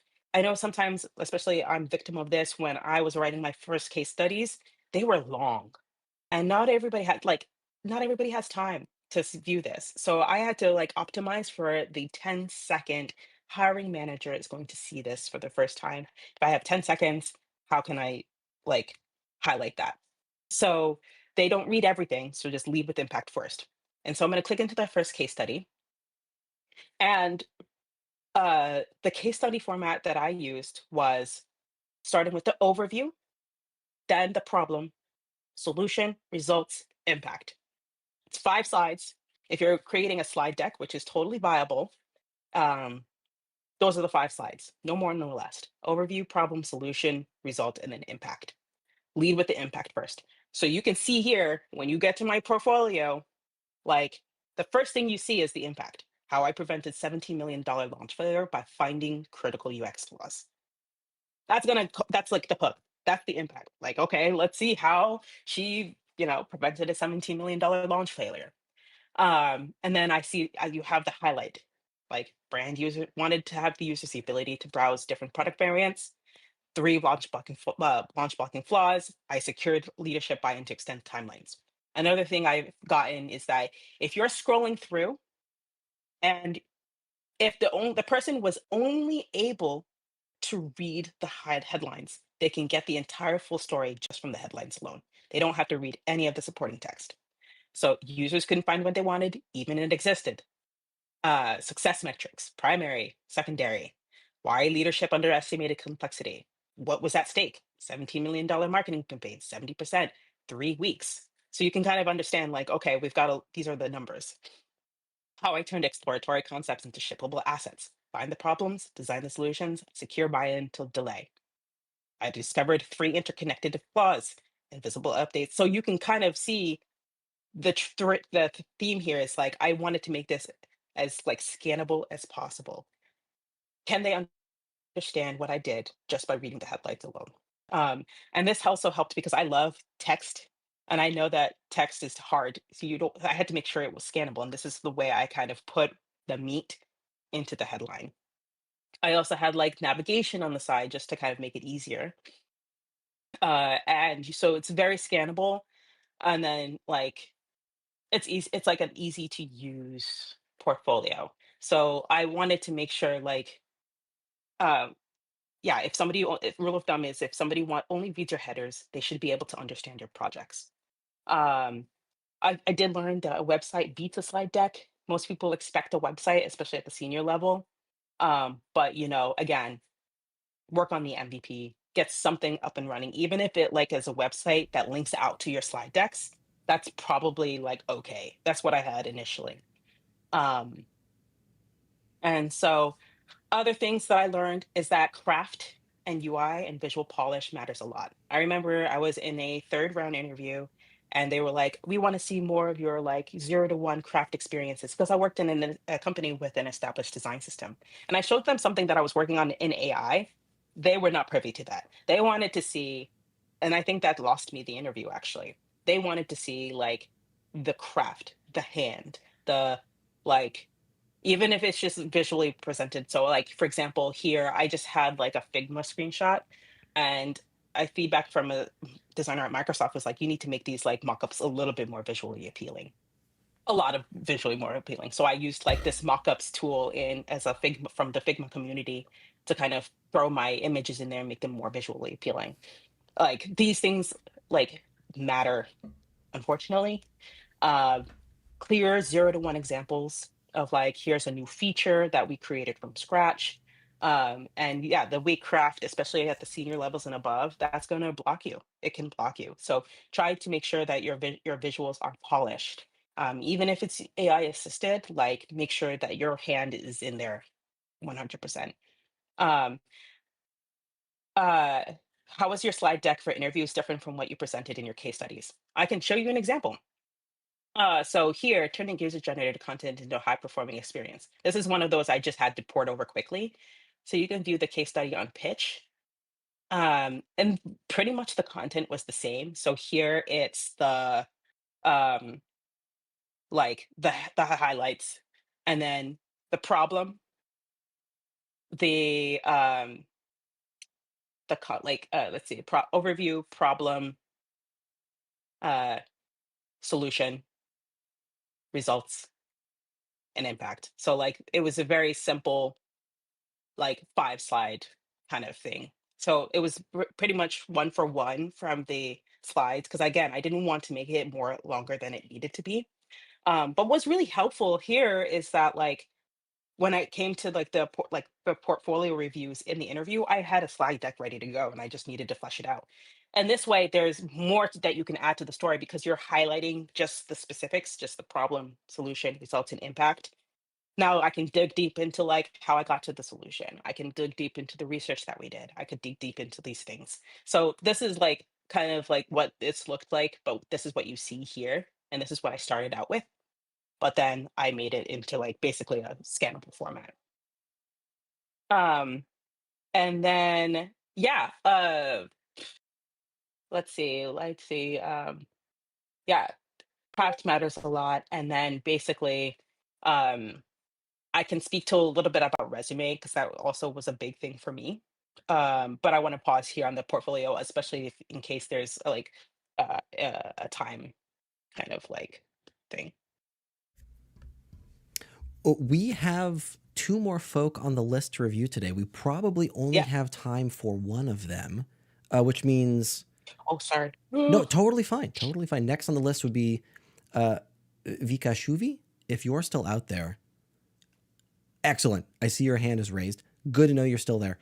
Tanya, we won't have time to review yours today. I'm so sorry. Would love to see you next Friday. I Kimberly, can say, Tanya, if you reach out to me, I'd be happy to just like give you some feedback on your portfolio, in exchange for taking some of your time today. well, hold the phone real fast here. Kimberly, how much time are you willing to give us today? Do you have a hard stop at top of the hour? Let me take a look. I have a hard stop at the top of the hour. Yes. Okay, perfect. Tanya, I don't have a hard stop. So let's do this. Tanya, if you want to stick around, happy to do an additional one post our normal time, if that's okay with you, if that works for you, Tanya. And then I'm also getting word behind the scenes, it's possible Tim will be hopping back on here. So we may even have a trifecta for a brief moment. Kimberly, where does that put you? Are you?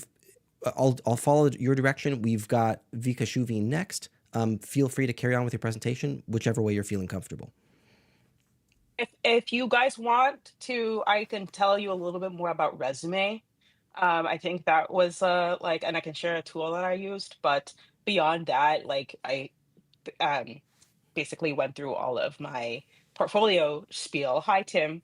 So happy to like kind of go with the flow here, whatever works best for you guys. I can share a little bit more about resumes because I think that is something that was also very, very helpful in another thing.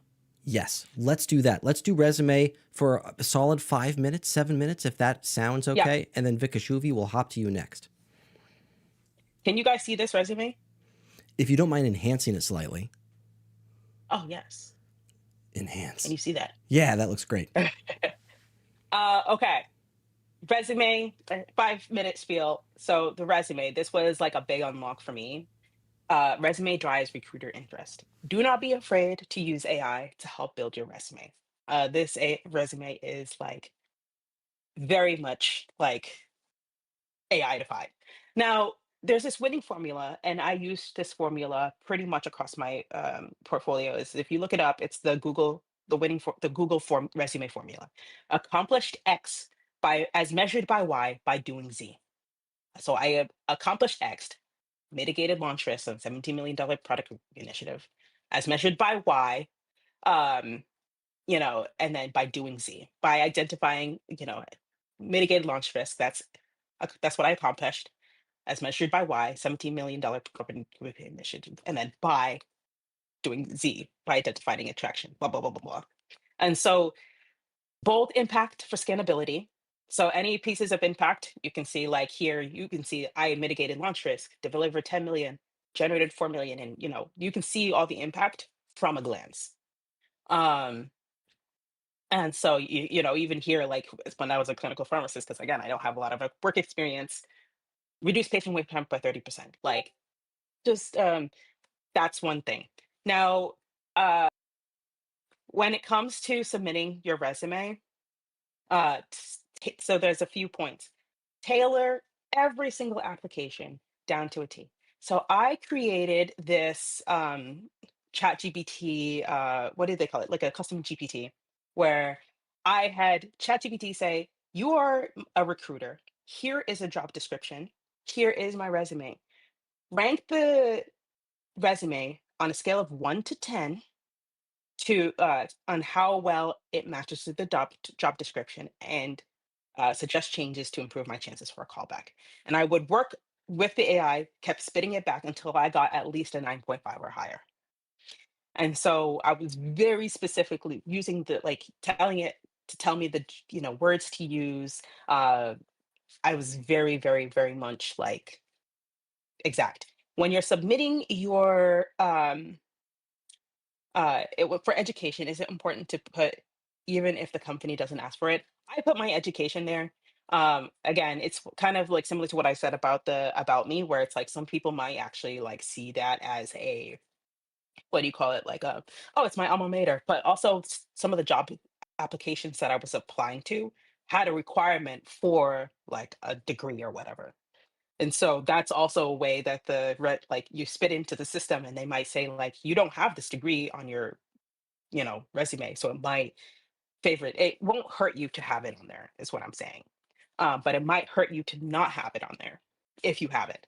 Um, and so optimize for strong alignment. So again, going back to like, I only applied to roles that were consumer facing, that had large impact, that were e-commerce and retail forward, and kind of like aligned myself there. So I wasn't applying to anything that was B2B. Yeah, it depends on the places you apply to. And then also submit it as a docx. This is a Word document. Submit it as a Word document. I hate to say it, but I've tried parsing my resume with PDFs and stuff, and it all came out jumbled, especially if it comes from Figma. Like the ATS cannot read it. Do yourself a favor and just build your resume, even if it's simple, in like Word doc. If you want like a pretty fleshed out resume, use that for what is on your portfolio or what you're sending directly to recruiters and they read it. But if you're submitting on an online application, docx. Don't Can I play no plus game. one? Yes. Plus one this. Sorry, my throat's a little sore. You do not Yeah. have to use Microsoft Word for this. If you hate Word, you can also use Google Docs. The idea is just Yeah. to build something that's very simple, that has very few, no columns. Don't do any columns. Don't do the tables in there. Don't do the fancy little calligraphy. Just keep it very simple, just straight up like title, subtitle, bullets. And if you do it Mhm. that way, you can use a really good PDF tool like Google Docs to turn that into a PDF. We've seen ATS will read PDFs that are rendered for text specifically because of how rich PDF system works as like a whole thing. Figma PDF though, I'm so glad you said this because we say this almost every single time. Figma is a great PDF system for visuals, not really good for text though. And PDF is not as simple as like just a picture. There is certain information in how it's encoded that tells a system what to read on the text. And simple ATS systems struggle with that. If they're using ChatGPT or AI, you'll probably be okay. But the simple parsers and readers that scrape your PDF, if it's not a good a good type of PDF encoder, you're going to have problems with that. So Doc is really safe to go with. You can also use Google Doc or Microsoft Word. That's my plus one. Yes, do not put yourself out of the running for trying to make yourself fancy. Like, yeah, me and Word, it's like you move one tiny period and then everything goes like this, and then you're kind of like throwing your computer against the wall, like I did. I'm just kidding, kind of. And so, yeah, like, oh, 100%. I think honestly, that's like the biggest thing. If you had 5 minutes, that's like the one thing I wanted to call out. Really, job relevancy it's hard to switch industries. So if you're locked into like an industry and you're trying to pivot out, it's gonna be hard. If you anything, try to find something that fits kind of what you've done, and it's like a small pivot, but the smaller the pivot, the better. Um, yes. So yeah, basically, if anything, if I can add anything else, it's like AI fluency is expected. So companies are going to ask you, how do you use AI in your work day-to-day workflow? You have to have an answer for that. How do you validate outputs? What are your knowledge of LLMs? How do you maintain trust? What are the risks of using AI? How do you validate the results of the AI? Have these answers in your like question word bank, if you can, because I was asked those questions in every single interview that I had. Yeah, that's me, but I'll be happy to hang out for 10 more minutes. Really appreciate you And I'll walking us share some through all of links and that. stuff like that too in the chat. They've been dying for What was those that? links. They will be well ready for them. Really appreciate you being willing to share all of that. Yeah, no problem. And I'll be here answering some quick questions in the chat too. If I missed anything, I'll drop those links. And yeah, all right, cool, cool, cool. Thank you for letting me be here and like just share my experience. I'm also on Hop too, so it's so cool to be up here because I actually joined these for a few. I could never get on the list, but I actually joined this very portfolio review session when I was looking for a job to get some portfolio reviews. So use these avenues as much as possible. Next on the list, we've got vikashuvi. Please, when you come on stage, remind me, correct me on how to best pronounce your name. We've got 10 minutes left. Tanya, I had mentioned that we would try to get to you afterward. We're going to give it our best shot, Tim and I. But I don't know Tim's hard stop, so we'll see what we can do.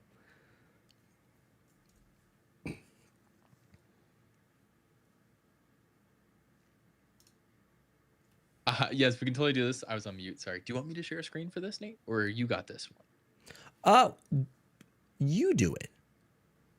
I'm online. Okay, Yeah. cool. I'll do it. Also, by the way, Kimberly/Momo. So good to meet you.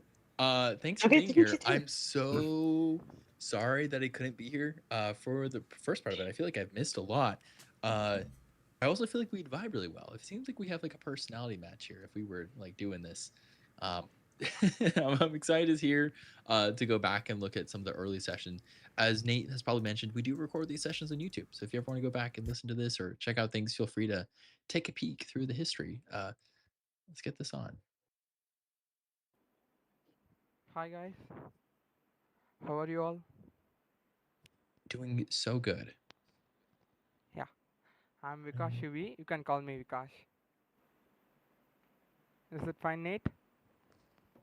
Vikash, gotcha. Super appreciate you correcting me. You're sounding a bit distant. If you're able to scoot closer to your mic or resolve anything there. Yeah, sure. Welcome. Good right Glad now? you're able to join us. Tell us a little bit of context about you and what's the problem you're trying to solve. So, I would like to introduce myself. I'm Vikash. I'm from India.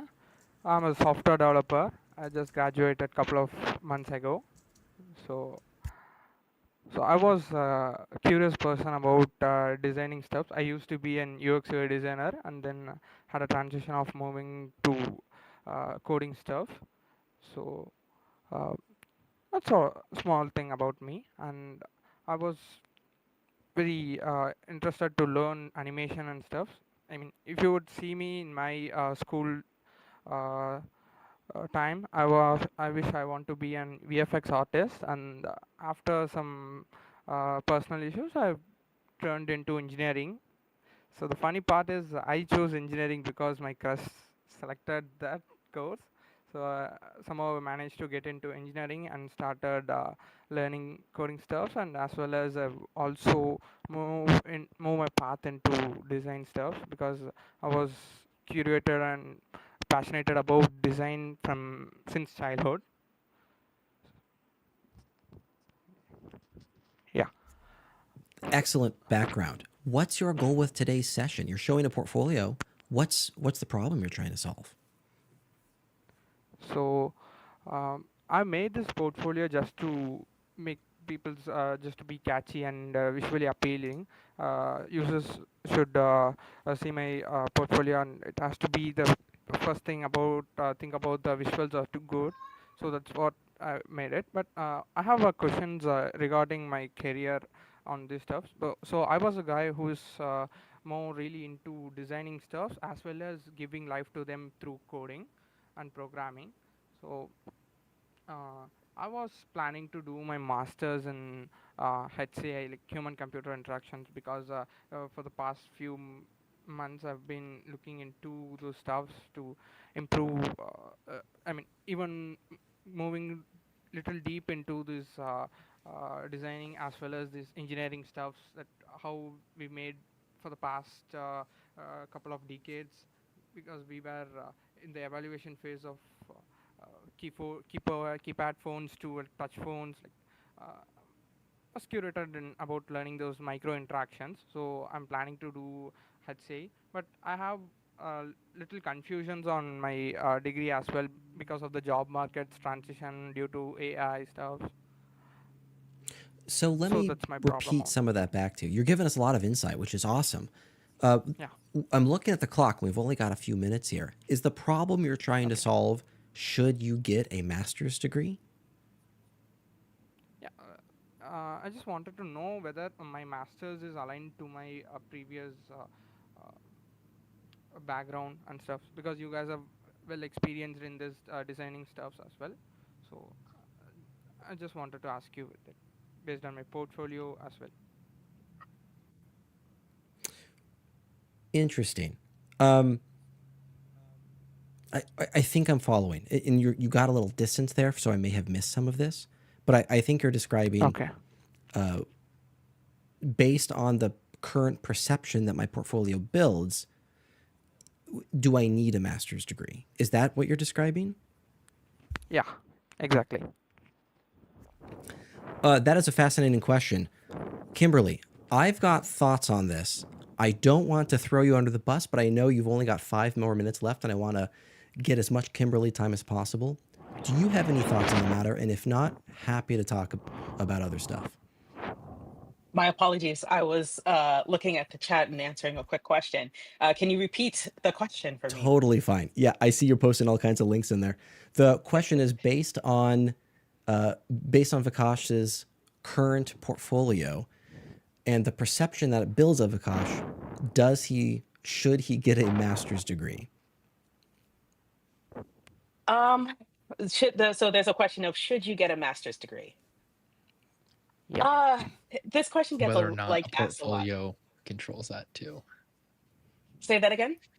And whether or not a portfolio controls that.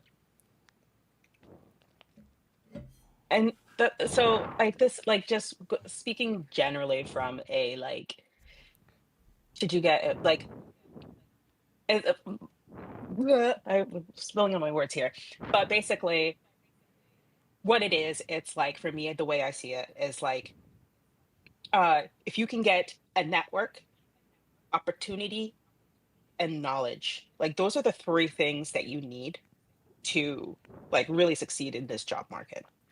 Uh, going to university gives you pretty much all three of those things, like through like just Okay. through the nature of going to university. It's going to give you the network through the alumni network, through like mentoring, through your peers. It's going to give you opportunities. For example, a lot of internships are locked behind having to be enrolled in a full time, like a in a university program of sorts, or like sometimes companies partner with universities to kind of get some work done. And then knowledge. You're going to school for 2 years. You're really learning this as like a deep craft. That being said, a degree is not required to get those three things. Okay. You'll have to work like a lot harder to kind of match what the degree would give somebody else, right?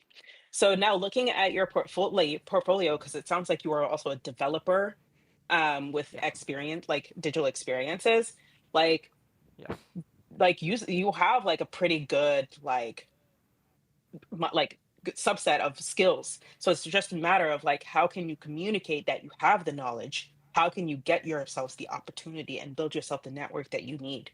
If you find Okay. that university is the way to get that, and you're having trouble kind of like forming these things and getting these connections, um, then yeah, the university might be worth it for you. And it is expensive, unfortunately. I had to pay my master's degree to get student loans. Sorry. Um, Yeah. but like, if you feel like you can get these things without having to go the university route, maybe you need to like work on deepening your experience or your expertise or your knowledge.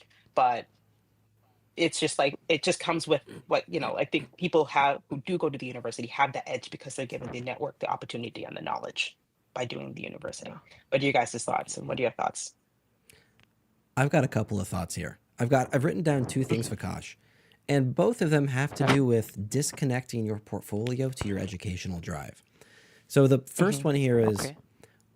if the first one depends on target audience. So Kimberly just mentioned you do not need a master's degree if your if your goal is to excel in UX design or some adjacent industry. Not needed on paper. But now the question is there a particular industry, a particular target audience that you're wanting to focus on? And if so, does that target audience require a master's degree? And that's a question more for you than it is for us. So that's thought one that comes to mind. Thought number two is the portfolio. Keep in mind the goal of a portfolio is to get the interview. Once you get the interview, the portfolio doesn't matter anymore. So the portfolio is awesome at building perception, but once you get the interview, the website is no longer a factor in your ability to then get that job. So the master's degree at the interview process, maybe that's where the master's degree comes into play if your target audience is requiring of that. How are you feeling about that feedback? Is that making sense? Yeah, it's really valuable for me, and I got a lot more insights from you guys. And also, I'm looking for making it like trying to reach out with clients, also doing as a freelancing in the meantime, in the transition of moving masters. So I have a lot more about 6 to 7 months to get into another college for my masters. So in the meantime, I was planning to do freelancing. Is it my portfolio is also worthy for catching up clients and knowing, just telling about what I'm capable of and what I do? So I Real just wanted fast. to We've know got about all that. kinds of thoughts there. I'm looking at the clock. Kimberly, I understand you've got to take off. Is now the right time? Unfortunately, I have work to do. I would love to stay longer, but alas, bills await. Bills that need to be paid are awaiting me, and I must attend to those paid things. Oh, thank you. Yeah, I can chat with you, Nate and Tim, for like future opportunities to join you guys. But this was an awesome experience to kind of be on the other side. So you guys do great things. So keep it up. And honestly, like if you have any questions, feel free to reach out at any point in time. So thank you for having me. I appreciate it. Kimberly, so grateful you were willing to volunteer your time with us today. Okay. See you guys soon. Bye. Bye. Thank you. Vikash, circling back to your question about freelance. Oh, I cut off Tim. Tim, dive in. I've had a lot of time, and I have to use the restroom. Entertain the folks. Okay. First of all, Nate, is volume okay? Mic check for volume. Am I fine? You're a little on the quieter Yeah. side, but I think you sound nice. Okay. Try to make sure I speak boldly. I want to weigh in on this idea that a master's program somehow improves your portfolio, because it does not. You could have a master's Okay. degree and have a terrible portfolio, or you could not have a master's degree and have a great portfolio. Those things, like the degree itself, is not going to be a print money button or a guarantee of any Okay. kind of success. It's simply another tool, another asset that you would have in terms of your storytelling and presenting yourself. And I just want to be really careful to say, like, if you're thinking about getting a master's program because you're having a hard time maybe getting an interview or getting a job currently, having a master's degree is not going to change the job market. It might help you in some capacities and present yourself as a little bit more senior in some regards. It is not going to erase the difficulty entirely, though, and it's still going to be very competitive. So you just be really, really careful. College is never, degrees are never going to be entitlement to winning, entitlement to getting a job, the automatic win. People with degrees get passed over, people with degrees get preferred. Mhm. And so you're just putting yourself in a slightly different market and changing a few of the variables, but in general, you're still in the same place. The market is the same for most people. With Yeah. that said, I would definitely weigh in that if you want to do a portfolio review, there are a lot of things and feedback we could give across your portfolio, and things I think would help your portfolio present you, whether you have a master's degree or not a master's degree, Mhm. stronger. There's a lot of elements of consistency, intentionality, how you're using attention, friction, what sort of experience and expectations you're meeting for the user. I would say, Mhm. regardless of whether you go to a master's program or not, you should spend some time on your portfolio a little bit. Uh, it's probably going to be turning some things off. There's a lot of things that are turned on, and maybe Okay. addressing some of those things would be things right in there. So, uh, I will weigh in on portfolios as a tool now. When we're talking about portfolios, they have two goals. We talk about this all the time. I'm like beating the dead horse here. Nate knows this. It's like tattooed under my eyelids now. Goal number one is your portfolio should introduce you. It introduces you, it Okay. sets the frame for what people should expect. And then the second thing it does is it establishes where your value is and why you're the correct choice for something. Now, for freelancers, the freelancer market favors freelancers who do projects, and therefore your outcome is often associated with the work that you've done or the end asset, so to speak. For Okay. full-time and in-house type jobs, the product you need to focus on the most is actually yourself and your overall Mhm. holistic approach to how you sit on a team and support the team together. So these are like two completely different ways of looking at a market. If you go the freelance route, you're going to need to productize your assets. If you are going the in-house route for full-time roles, you have to productize yourself, and the two different value chains that you're presenting and how you want to approach recruiters is very different. This is one reason why Okay. we say if you want to do both, you can. It's just harder to target both of those markets at the exact same time because the people looking are looking to solve different problems. And if you think about like a fork and a spoon, there is the Mhm. spork, and you can use a spork, but how often do people prefer sporks to a fork or a spoon when you're eating food? And making sure you are the correct choice. Uh, Even though technically you could use a spoon for most things, you can use a fork for, and vice versa. Uh, you want to make sure you're choosing one of those things, and you become a very ornate, a very like functional fork, or like a very like practical spoon. Like you lean into the things that make people want to choose those over the others inside the market space that you're leaning into. How do you feel about Okay. that? Cool. Yeah. I got a lot of things in my mind, and thank you for the feedback. It's really understandable for differentiating these two things from different perspectives of people. Like, it's It looks very really cool good. though. I do like some of the stuff Yeah. in your portfolio. If we had more time, I would love to talk about different elements and choices you made here. I do suspect though that Mhm. our time is too short for that. Vikash, you've got a very Okay. cool site that dives into subjectivity it's just me and we don't really care about my opinion as we do your target audience's opinion. I think it's very cool Okay. and really appreciate you being willing to hop on here and showing it with me today. Yeah. Thank you. Last on the list, we've got Tanya. Tanya, are you still out there? My gosh, you've been on the list for closing in on 2 hours, a little bit over 2 hours now. Tanya, did you take off? Yes, there's Tanya. Invite to speak. Tim, we're going to do one more. Do you have time for a quick? I've got time. Excellent. I've got time, Nate. Perfect. We're going to do one more. Give me a link or Oh yeah, you don't have something links, huh? to go Actually, I don't know that I have a link either. Tanya, help! Yes. Oh, I've got a link. Tanya, hello. Hello. Am I audible? Yeah, we can hear you. Welcome. Glad you were able to join us. Give us some context about who you are and what's the problem you're trying to solve today. Okay. So, I am Tanya, and I have 2 years of experience, and I am from India as well. And I recently quit my job, and I'm looking for like applying for jobs.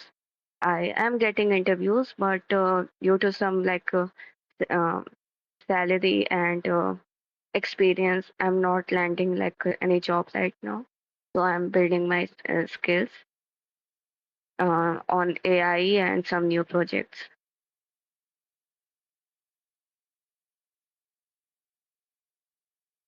Interesting. Is the problem you're trying to solve getting that job? Like it sounds like you're getting interviews, which Tim and I would then say your portfolio is successful.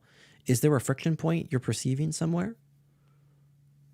Yeah, I think in my case study, I'm having some problems like presenting. I think I have some soft skill issue as well, like presenting my case study also, and that has become a problem for me.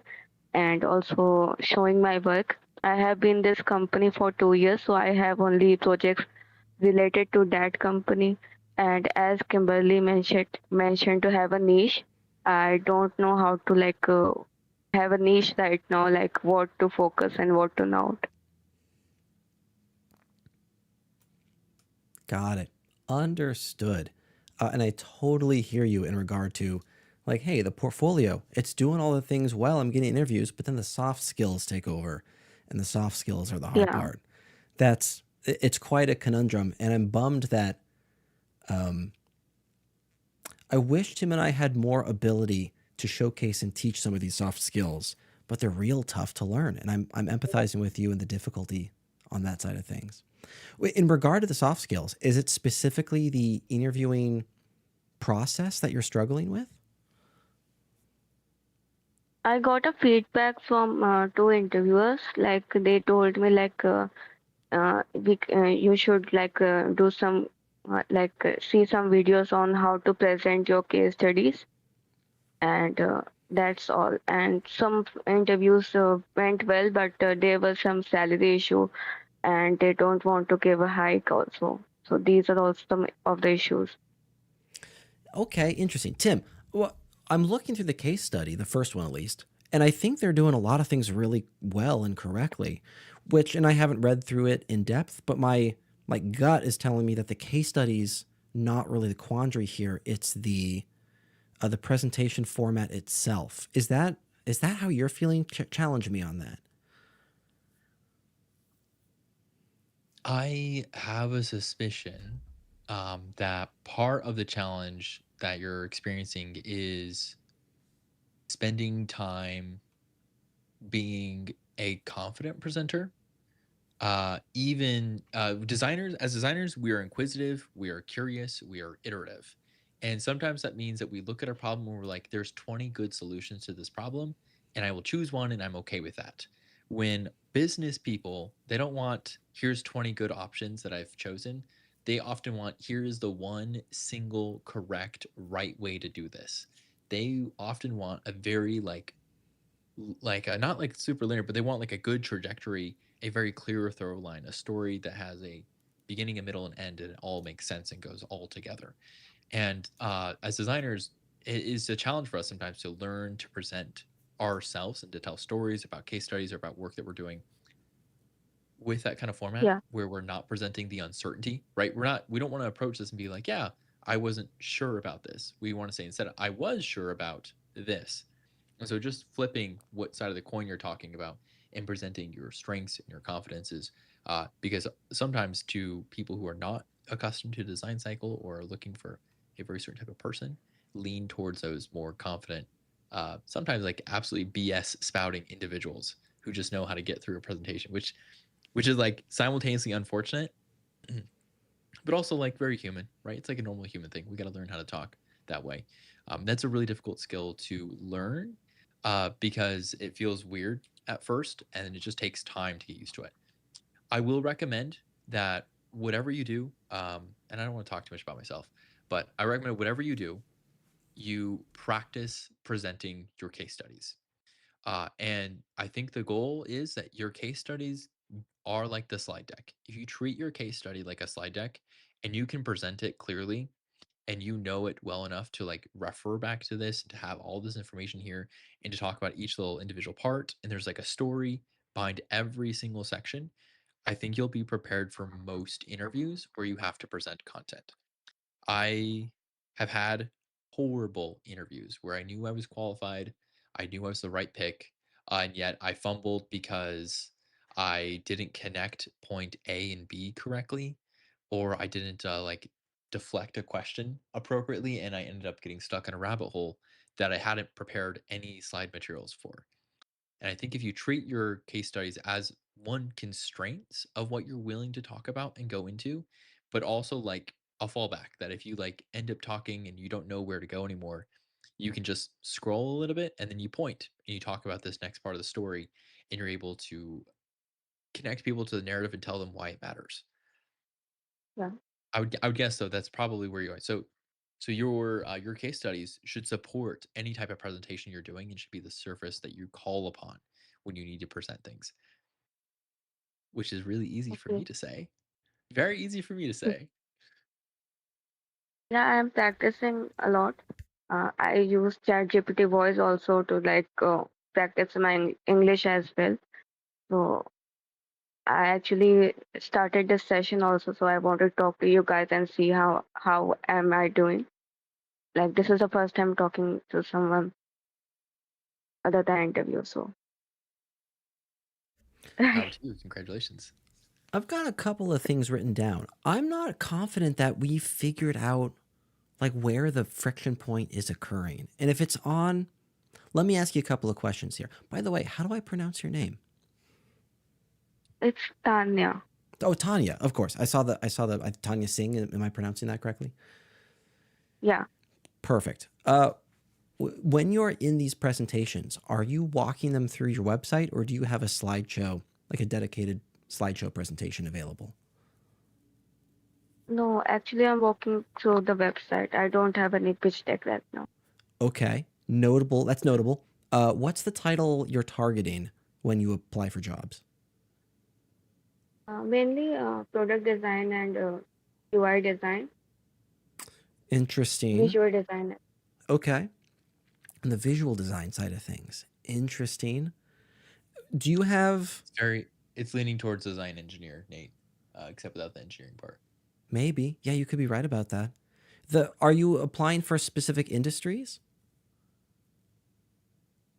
Applying for the e-commerce, uh, mainly for now, because I have this rental. This current my previous company was about rental uh, business, so I'm applying. It is a little bit segment of e-commerce, so I'm applying for e-commerce only. Cool. That matches the value prop on your homepage. Here's where my mind is at. When doing these interviews, not having a dedicated slide deck to these presentations, that will be a friction point. There's some opportunity there to build a slide deck and not walk them through the website. The title that you're targeting is what I would think are the two extreme ends of the design spectrum. I mean, give or take. There's some nuance here, but like I would say, UI design is very executable, output oriented. I would say product design is very business strategy oriented. and I would put UX design in between those two things. So there's like some nuance there of applying for both of those roles. The reason I talk about industry is because there are different formations by which teams are gathered, but there are also different methodologies by which organizations build products. We, on these Feedback Friday calls, we talk a lot about linear approaches to web design. I built, I started with how might we statements, moved to empathy mapping, journey maps, user personas, wireframes, low fidelity mockups. Like that's a linear approach to design. Organizations that have like Scrum teams and more agile methodologies, they would be expecting a methodology of design that doesn't follow that linear format. They'd be expecting more agile methodologies.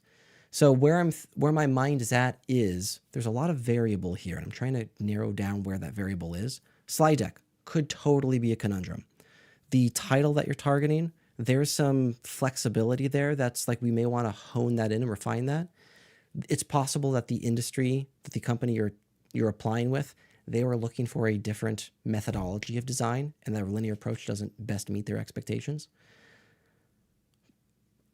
Is any of that, are any of those points coming to mind as like, am I connecting dots to anything that you've witnessed? And like now you're potentially drawing a line to like, oh, there was something to that in the interview that I had or the feedback that I got. Anything there? And what you were saying, I get that. Yeah. Say that one more time. I'm saying like what you are saying, I understand. Like I'm able to connect those dots. Have The you, pitch deck and flexibility for the like product design and UI design part. okay, but like in the feedback that you've gotten from these interviews, is any of that sounding more familiar to the feedback that you've received? Yeah, the deck. I think the one where they told me about presentation. I the deck pitch deck is kind of similar to what you have told. They also wanted to be more systematic and in a very structured way. And I was fumbling a lot. I was like starting. Maybe my starting was not so good, and So you're thinking those it's are more some on the problems. storytelling side. I feel Yeah. one thing that may help you create a more versatile story that fits many different frameworks is adjusting your headlines from things that you've done to the outcomes or the problems you're solving. Right here, you have strategic interventions, high impact redesign interventions. And like I guess that's a cool introduction, but you go here, designing transparent subscription billing. This is a thing you have done, but what I'd prefer to read is actually the problem you're solving. So, for example, you might be like reducing cognitive load. And then you put in here, we reduce cognitive load by designing transparent subscription billing. And switching this to more of like the problems you're solving, which I think ends up becoming a little bit more senior and it lets you have more fluidity in who you talk to, right? It's easy for me, whether I'm in Agile, I'm in Waterfall, I'm in Lean, or whatever model I'm doing for my process. If I can see, hey, this person is solving a problem, that's the main thing. Like that's they've addressed the true values that they're solving a problem rather than just designing a subscription billing place. Because when I look at subscription billing, a lot of people can design a subscription billing page, but not a lot of people are aware of I'm trying to reduce cognitive load during checkout Mm. experiences or like reduce user churn or user like cart abandonment. And like aligning that to maybe more of your problems may give you a little bit more of a greener field and like determining what to lean into if you recognize that these guys are very much they want to know about your research and be like, yeah, we wanted to reduce user churn. So we looked into this thing and then we ended up doing this solution. Or if it's more lean, you could talk about like, yeah, this was our idea. We built an early prototype.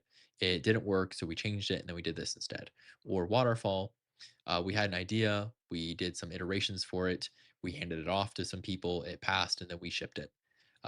You can kind of use that to align your process and methodology based on what kind of questions they're asking, uh, just by framing it around more of the value and the true problems that you're attempting to solve.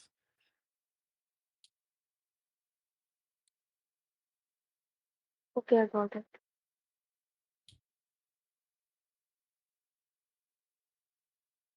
I think that's the problems I'm facing. I will try to recorrect all of this and come back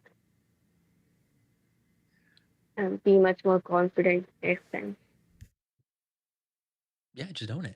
I do have a question for you though, if you're willing to answer this. Um, all of your text, they're images. Yeah, I'm curious why you're choosing actually, to use images rather than text. I have made all the designs like the case studies on Figma, and then when I was working on the framer, I had very limited time, so I just put put it on JPGs and then convert it into WebP and put it on images Okay, very because cool. responsiveness also was thing. Okay. If you do revisit this, I might recommend, well, of course, spending some time to make it real text. If it's real text, that Yeah. may help with SEO and also just systems as they're trying to understand what this page is about, right? But Mhm. additionally, it gives you a little more controls. Right now, everything is kind of very squished together, right? So, like, this Mhm. is very close to this. All these are very close to each other. Giving yourself a little bit more breathing room will probably help. I'm also noticing that across your site generally, the text is tiny. And it's like it's a vibe Okay. sometimes, but it is detrimentally tiny. Like, Yeah. you have all of your labels on all four of these case studies here, and in no way can I tell the difference between these quickly. It takes a lot of cognitive effort to like try to lean in and understand these case studies. So you're doing something Mhm. to improve the sizing and scale of your text in a couple places. Also, like you can see, we love your footers. Just keep in mind in practice, you have this bottom area on the right side for main framer, which means someone will never experience your footer fully because it's hidden behind this little thing here. Mhm. And so just watching out for stuff like that. Maybe give yourself a little bit more space on the bottom. Make it a little extra large. You also see here, like your navigation pane here doesn't line up with your text section. Might be worth looking at. And when you're scrolling up on the hero image, it disappears. The buttons are still there, but it has like unfortunately somewhat disappeared. So just kind of watch out for that too. Yeah. The footer is very cute. Thank you. Tanya, I'm looking at the clock. Appreciate you hanging out with us today. Were we able to provide any insight into some of your friction, or was this all real hypothetical philosophy? No, I think the whole session was very helpful for me. From the start, I was listening for to all the portfolios, and I get a lot of insights. And this was a great session. This was first time I'm joining, so I think it really helped me a lot. Excellent. Well, would love to see you come back another time. I feel like today we talked a lot about presentation and interview theory. If you ever have the need to review some more depth into your website, would love to take a deeper dive into that. Sure. We do love Framer. So there's a lot of fun stuff you do here. And aesthetically, like the visual aesthetic is definitely not at fault. If Looks great. anything, I think you need to bring more of this personality with you into some of these, right? Where this ends up being like, oh, it's a case study. Yep, it's got words. I can see the words. Versus, going here, I'm like, wow, like green, like blue skies and a green grass, and like a very fun, like emotional aesthetic here. Uh, Maybe you could lean into it more if you wanted. Up to you. Your choice. It's your website. Tanya, Sure. appreciate you hanging out with us Thank you. today. Thank you, Nate. Thanks for time. That's going to do it for Feedback Friday. Tim, do you have time for a little Q&A session, or do you have to take off? I've got a couple minutes. Couple We could minutes? share. Yeah, so for Feedback It's on your Friday, mind, Nate. folks, we are going to end portfolio and resume reviews. We are now enter the Q&A session of the program. If you have any questions, feel free to add them to the chat. Tim, I've got a question here. Why am I now your mortal enemy? What did I do? Nate, that's exactly the thing a mortal enemy would ask. Of course, you'd seek to undermine the nature of our mortal enemyship. And I think you know perfectly well exactly the crimes you're responsible for committing against me I genuinely and the don't good know. people of Design Buddies Feedback Friday. Did I like scroll hijack or something? I genuinely don't know what I did. No, no. I think you just disagreed. Yeah, you just disagreed with me, Nate. Exactly. I don't think I did. When did we disagree? Oh, I am of the, and this is totally fine, guys. Different strategies. Go for different strategies. I'm of the opinion you should use your website and not a slide deck when you're doing presentations for a job. Oh, Nate is of the opinion you should use a slide deck. And they're both correct in their own ways, and depending on what role you're looking for. I will say now that AI is becoming more prevalent and we're able to build slide decks pretty easily and quickly into our websites, I'm leaning more toward like that intermediary solution now. Yeah, yeah.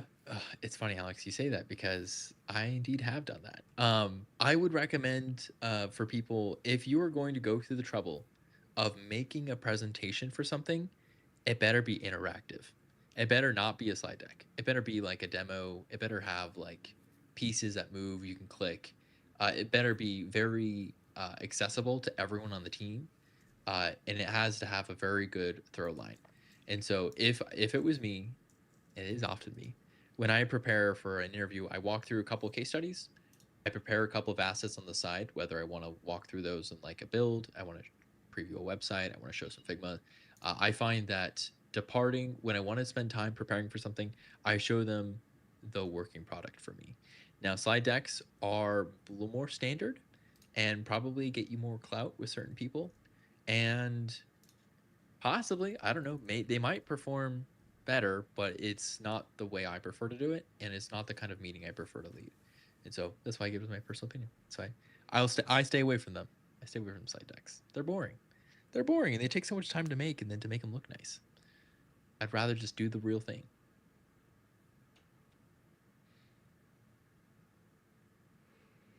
Question: why are designers all rounders? Problem solving, aesthetics, research, etc. That many hats.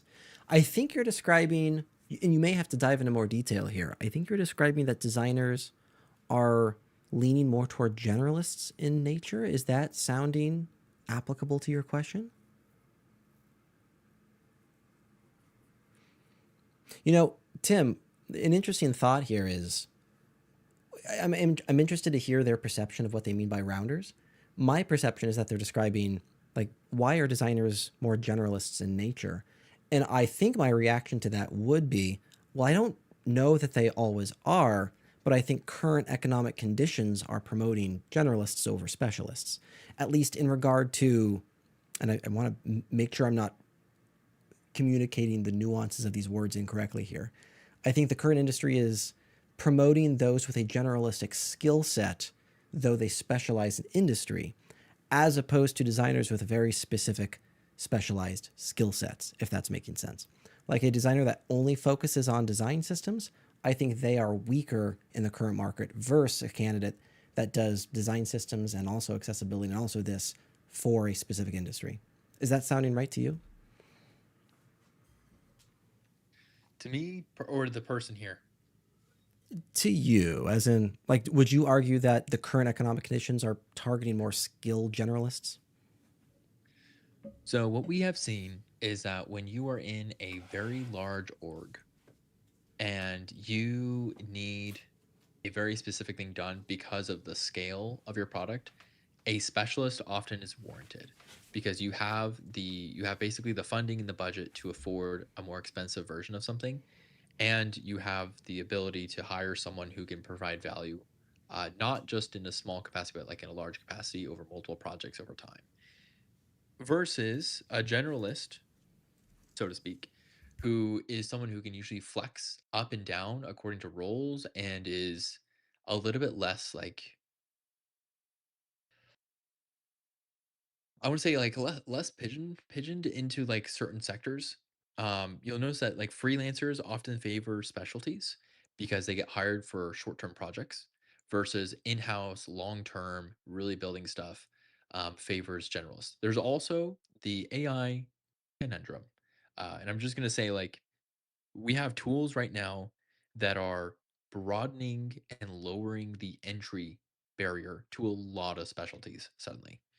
And so if you are able to be a generalist and you can basically get like your foot in the door, and then you have a tool that lets you get more than your foot just in the door, being a generalist will favor you because as tools continue to build up, as special as like these like industry disruptions, the butter knife can do. It can definitely chop things. I'm picturing chopping blueberries for my 18-month-old with a butcher knife. A little more difficult. And then if you think about, could you use a butter knife to do the things a butter knife can do? No. Like you can't really chop a steak with a butter knife. No, I can't cut through bone with a butter knife. So you're always going to have people that you need to do very specialized tasks on your product. But those are going to be smaller. They're going to be scoped. They're a little more niche, but they have to be done. It's just you don't need them all the time. Whereas a generalistic approach to things lets you flex into a lot of stuff. You're not going to always be the best tool, right? I would not use a butter knife, for example, to cut blueberries for my kid because I think a butter knife would just like squash the blueberry. But you could, and you can use it. You can kind of abuse it a little bit more, and it works. And you also have more of them, and so there's a bigger market for it. Alex, the position utility is currently working for me. We're getting some feedback that it didn't work for Alex yesterday. Matthew's Alex, maybe gleaning, is it a Firefox Chrome issue? I just tested Firefox, but it seems to be functional. We're going to have to add in that drop-down menu back. You don't like the thumbnail screen? I don't like that I can't see what's on the resources page before clicking it. I'm going to go add that back in. Work on that. Of course, I don't have a lot to spare, Nate, being honest. Tim informed me this morning. Can I share with them what you told me this morning? Yes, Nate, you may. You may indeed share my shame and embarrass me. I will leave for forever. For folks that are unfamiliar, Tim is extensively deep into AI. So much so that he is currently paying for the Claude Pro plan, but you're not getting the $100 month subscription. You've got a $200 month subscription, right? Yes, I do. And not only has that $200 month subscription been useful for you, it's so useful you have maxed out the credits and you're now paying for two $200 subscriptions. That is correct. Codex on top of that. And in addition to that, I'm also paying for a Codex subscription. What Alex says Tim needs therapy. I don't disagree, Alex. So the answer is, what am I doing with all these tokens? I do want to just first of all put it out there that like the type of work that I'm doing is not wasteful. Yeah, not burning them for sure. It's also not about having it run in the background and I do nothing at all, right? This is not like an offload of responsibilities. This is an example of me stepping into a domain at scale. Right now, our product is scaling up a lot, and so we need more capacity. Additionally, we're right now in the process of like redoing a number of projects that are intensive, and I'm working a lot with a front-end engineer for some of this stuff. And so like the domain, the space that I'm designing on top of right now is a little bit different. And yes, Alex, I do run 10 to 14 agents at a time, and that's okay. And that's just what I'm doing. That's terminals, 10 to 15 terminals at a time, but each of them have their own set of agents that they're running, based on the projects I'm working on. And that's just how it is for our current product right now, is that we're scaling up, we're building a lot of stuff on top of it. There's going to be a time when that goes away, right? And so that's there'll be a time when the shape of the product we're working on is going to tone down, and I'll go right back to like having probably just a normal subscription, like a normal person, and I won't need to flex up as much anymore. This is just right now where we are, just putting a lot of load on the stuff we're doing, which is a lot. It's a lot. Yeah, context switching sucks. It really does suck, guys. But I'm the designer, and there are 10 engineers, and so I'm working on stuff for all of them. So we're working together. Thangela is asking a question that I will read for you. There we go. I clicked on it, didn't scroll up, but it did this time. Thangela is asking, do you guys have any words of encouragement for someone starting back on the UX internship application grind after a year of failure? I don't know how much encouragement I have or inspiration I have. I have a couple of thoughts here that I think are potentially in the encouragement realm, and that is we know we know that we're currently in an economic condition where there are not many jobs available for a lot of designers that are currently applying. Now, that is an economic standard that that doesn't sustain. Like the industry will ebb and flow. We are currently on a pendulum that is swinging or maybe swinging back now, but we know that the pendulum swings, and at some point this pendulum will swing back. There's another facet here, and that is AI has become such a now paramount utility within these industries and jobs and organizations. We're seeing layoffs that are accompanied by increased AI usage. There's another thought, Tim, I would love your challenge on this one. That is, let's take two different organizations, Company A, Company B. Company A integrates AI and lays off 20% of their staff. Company B integrates AI but maintains their staff. I would think that Company B would have increased velocity in competition with Company A. Therefore, Company B has the advantage.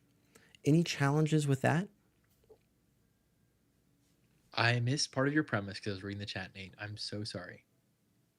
That's okay. Yeah, I'm describing really what I'm getting to here is we know that organizations are currently often in our current economic condition in hiring freezes because AI is becoming a big thing, but also recessions are coming into place. We know that the recession is the pendulum that will be solved eventually.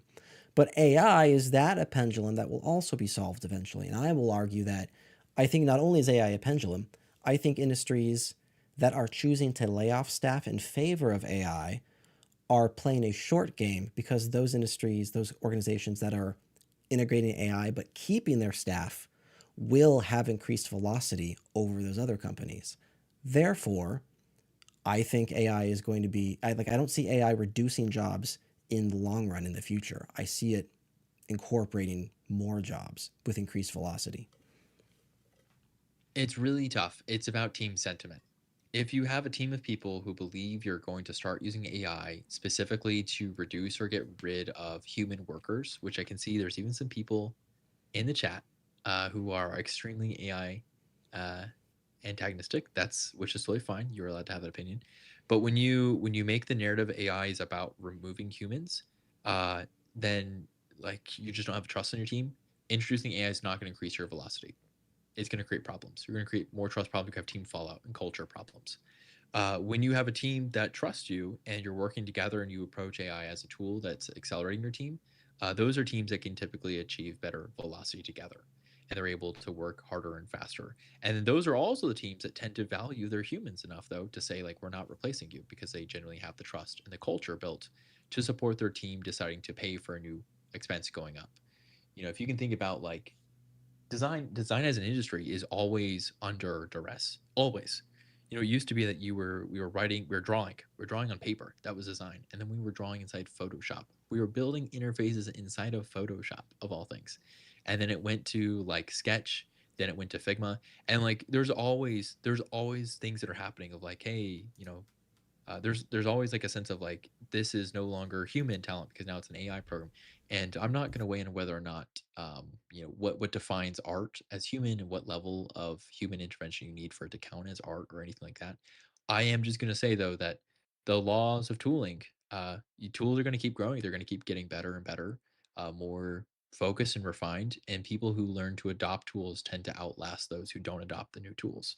And so you need an environment and a culture where adopting tools is safe, where it is something you do as a team, where it's something you can trust one another on, and where you're not worried about your neighbors picking up a tool and then using it to backstab you.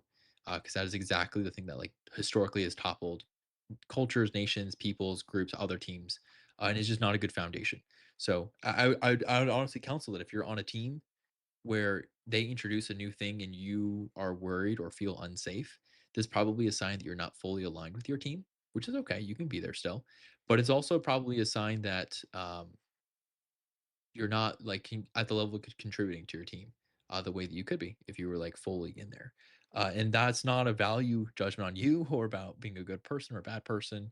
It just means your values are a little bit different, and that's like totally fine. So.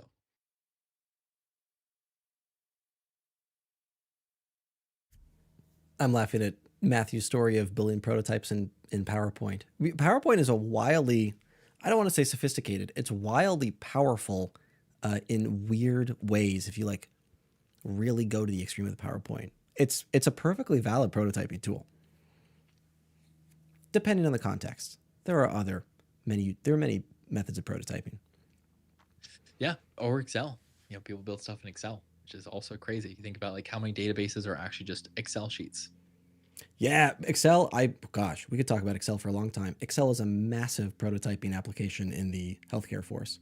And I see Joel hopping in, Frog Design used to do UI prototypes in Keynote. Keynote was a widely used prototyping app. I never got into it being on the Windows side, but apparently it was like well received and capable. Yeah, I don't. I'm also gonna say this. We're only gonna say it like probably once or twice, but like, if you are very antagonistic towards AI, that is totally fine. Just don't be disruptive to other people in the chat.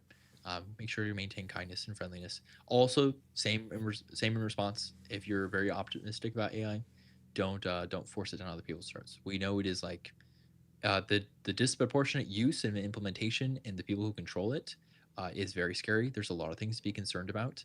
And saying that the world has always had problems does not mean introducing new problems is okay. It just means that we're all humans working on stuff, and most people are trying to do their best. And sometimes we get a little bit distracted, but most of us are trying to do our best. So just as long as we keep it polite and we're working, that'll be fine. No one here has to accept AI, right? You don't have to sign anything that says you accept using AI, etc. You can maintain your own personal philosophies and rules, and that's totally fine. So, something I find interesting about the argument of like AI, we shouldn't use it because it's unethical, or whatever those similar adjacent arguments are. I totally understand where that mindset is coming from.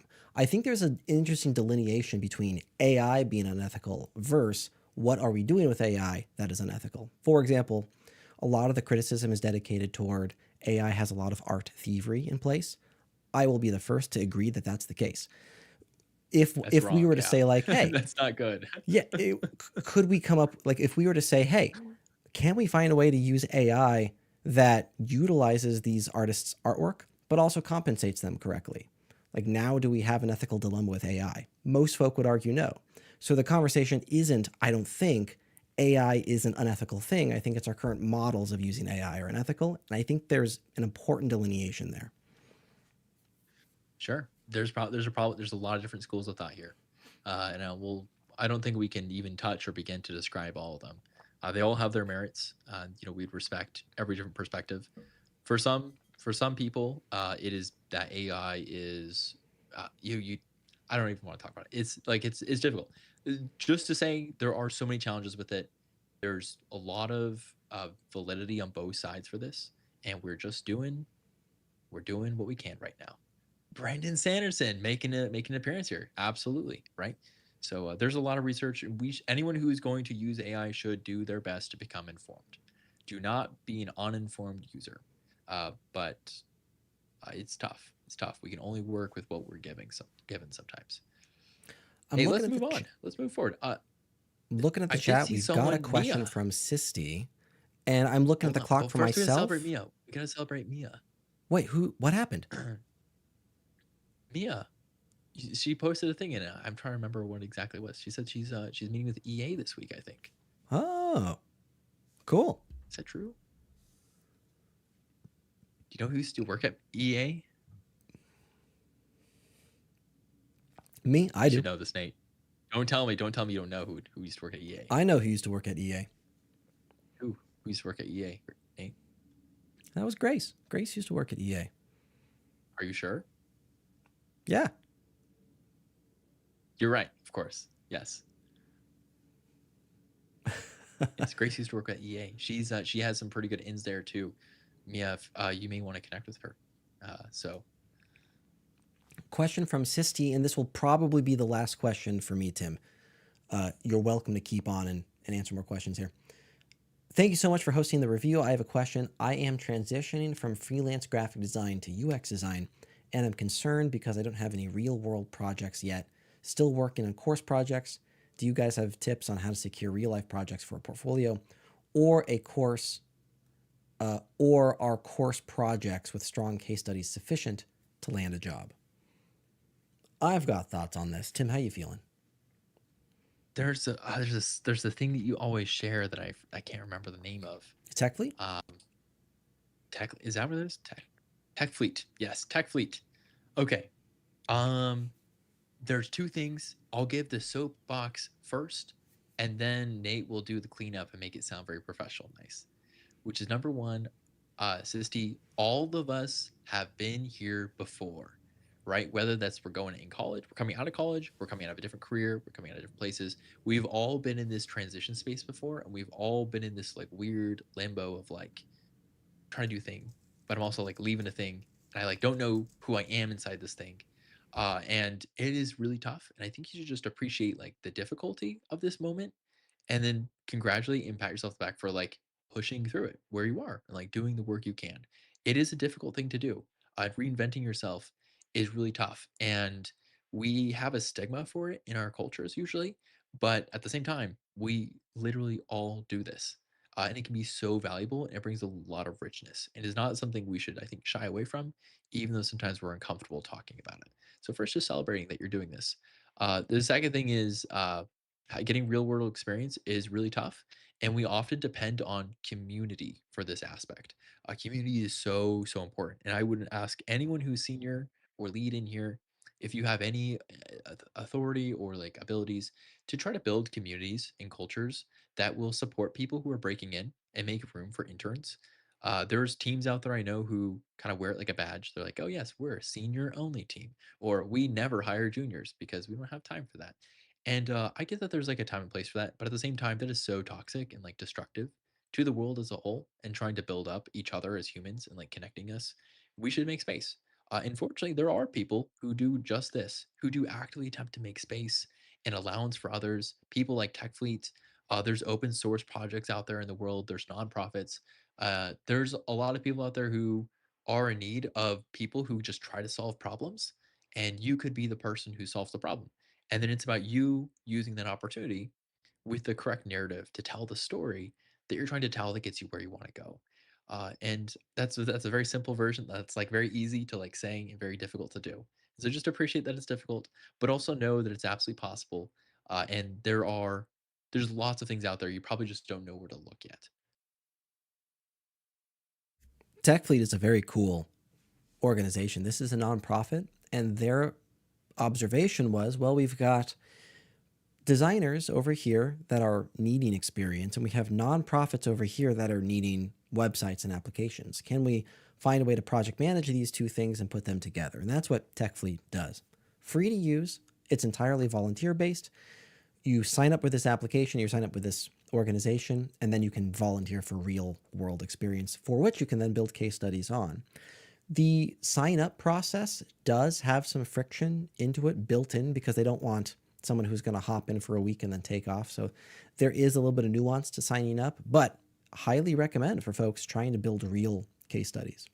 There is another potential recommendation here that has a bit of a sour history with Tim, though has benefited me in the past. That's hackathons. Hackathons are also one of those no entry fee kind of initiation projects that you're welcome to hop into. Real world constraints, real product team, real stakeholder environment, has all like the typical things we would want to see in a case study. Just in a hackathon-esque experience. Lots of them out there. I don't have a good resource on like where one finds the next list of hackathons, but I have no doubt there is a plethora of potential resources there. Tim, how do you feel about hackathons? I feel great. They're fine. They're fine, Nate. They have a time and place. I will say with a hackathon, just keep in mind that they are anyone's game. And so you show up on a team of people, and the leadership and the quality of your output is whatever's on the team. And so you may not have a large amount of leadership or direction ability. And if you have strong opinions on your team, there's other people who probably have strong opinions as well. And so just watch out. You can accidentally have culture clashes on teams. So, but there's some great ones out there too, and it's good to just get exposure. And then when you find a good team or a good group, then you really know you've got a good group, and it feels amazing to make friends that way. And just building your network. Like I said, Networking. community is kind of the core thing here. And if you can find a good community of people, it can be really life changing. For example, design buddies. We're community designers for over 100,000 people. We're doing everything we can to like put back in and to make the world friendlier for designers and newcomers and seniors and lead and old men out there, trying to do whatever they do as they used to design in Photoshop and old archaic pencil paper platforms. Uh, so, uh, you know, uh, it's interesting you bring it up, Asiana. Are bot designers welcome too? I'm not sure what bot designers means, other than maybe if it was a bot that joins the server. Typically, we kick them out, but it's not like personal. It's usually they just don't follow the rules and they spam stuff. And if you're gonna spam the community, then like you got to go, man. Sorry about that. Sagar's asking, is it for all levels? I think Sagar's referencing hackathons. I think that depends on the hackathon. A lot of hackathons I've seen in the past try to, what's the word I'm looking for? Have inclusion of all scales of design on one team. So you may have like a junior and a senior on the team together with the expectation there of like individual growth. If you're asking that question about Tech Fleet is also for all skill levels. Something I didn't mention that's really cool about Tech Fleet is if you sign up for their thing, all of their communication is public. So like you could, for example, go to one of their Scrum sessions and just be a fly on the wall in the background listening to how their business is done. So you're like able to witness a lot of it without having to be involved if that's the level you want to be included in. Tim, we've been here for 3 hours now. My feet are You've been tired. here a long time. You've been here a long time. Chat, really appreciate hanging out with all of you today. I got to go get some food. Tim, pleasure seeing you. We'll have to, by the way, what did you guys think about Kimberly? How cool was she? We're going to have to invite Kimberly back more because Kimberly was really great.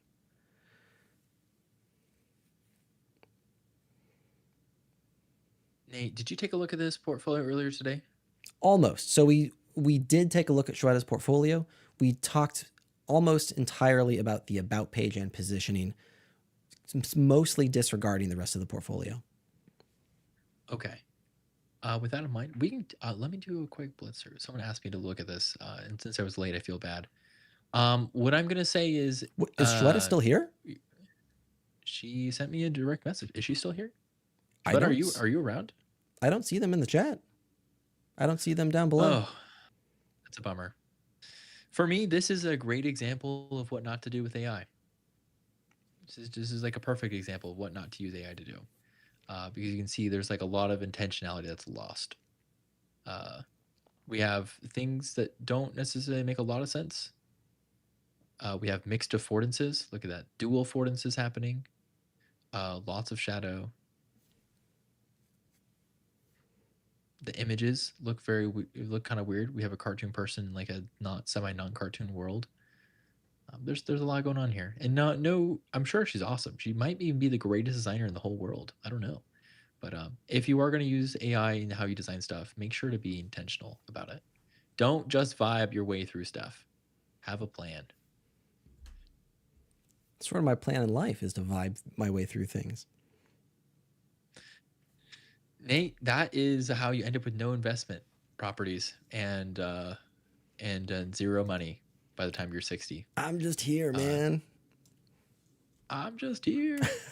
We're all just here. That's the answer. Is we're all just here trying our best. So, okay, yeah. No, to be fair, like again, no knocks on them. I would just, if I was going to get feedback, it's probably going to be mostly about, do I want to read this person's portfolio? Will I have a good time reading it? And sometimes you're looking at a site like, look at this. Like, do I want to read this website?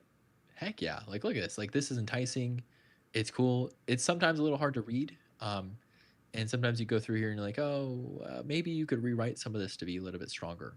At the same time, like, it's pleasant and appealing to read versus maybe a little bit less enticing, maybe a little bit less appealing. And then that can impact, one, my emotional caliber as I'm going through this, the level of cognitive effort I give to it to understand and draw connections, and also just my perception of the candidate and whether or not they're the correct candidate. And so, yeah. Tim, been a pleasure hanging out with you. Chat, it's been an honor. If this is your first time here, we do resume portfolio reviews every Friday, 11 a.m. to 1 p.m. Pacific Standard Time. If you want to get your thing reviewed, heavily encourage you show up 10 minutes early to make sure you're one of the first 5. The slots get taken very quickly. Any last words for the stream, Tim? Man, there are some people who look like they're having a pretty grumpy day. I hope they have a less grumpy day. And for everyone who's not having a grumpy day, keep having your not grumpy days. It's good to see everyone. We do this because there is a community, and if you guys weren't here for it, we probably wouldn't do it because we wouldn't be able to. It's definitely not for me. I don't do this for me. We do this. Well, I guess somewhere probably there's a part of me. I enjoy doing it for sure, but it's about you guys, not about us. And so let us know what we can do to improve this or add new things, what you're looking for in future sessions, and just keep showing up. Thanks, guys.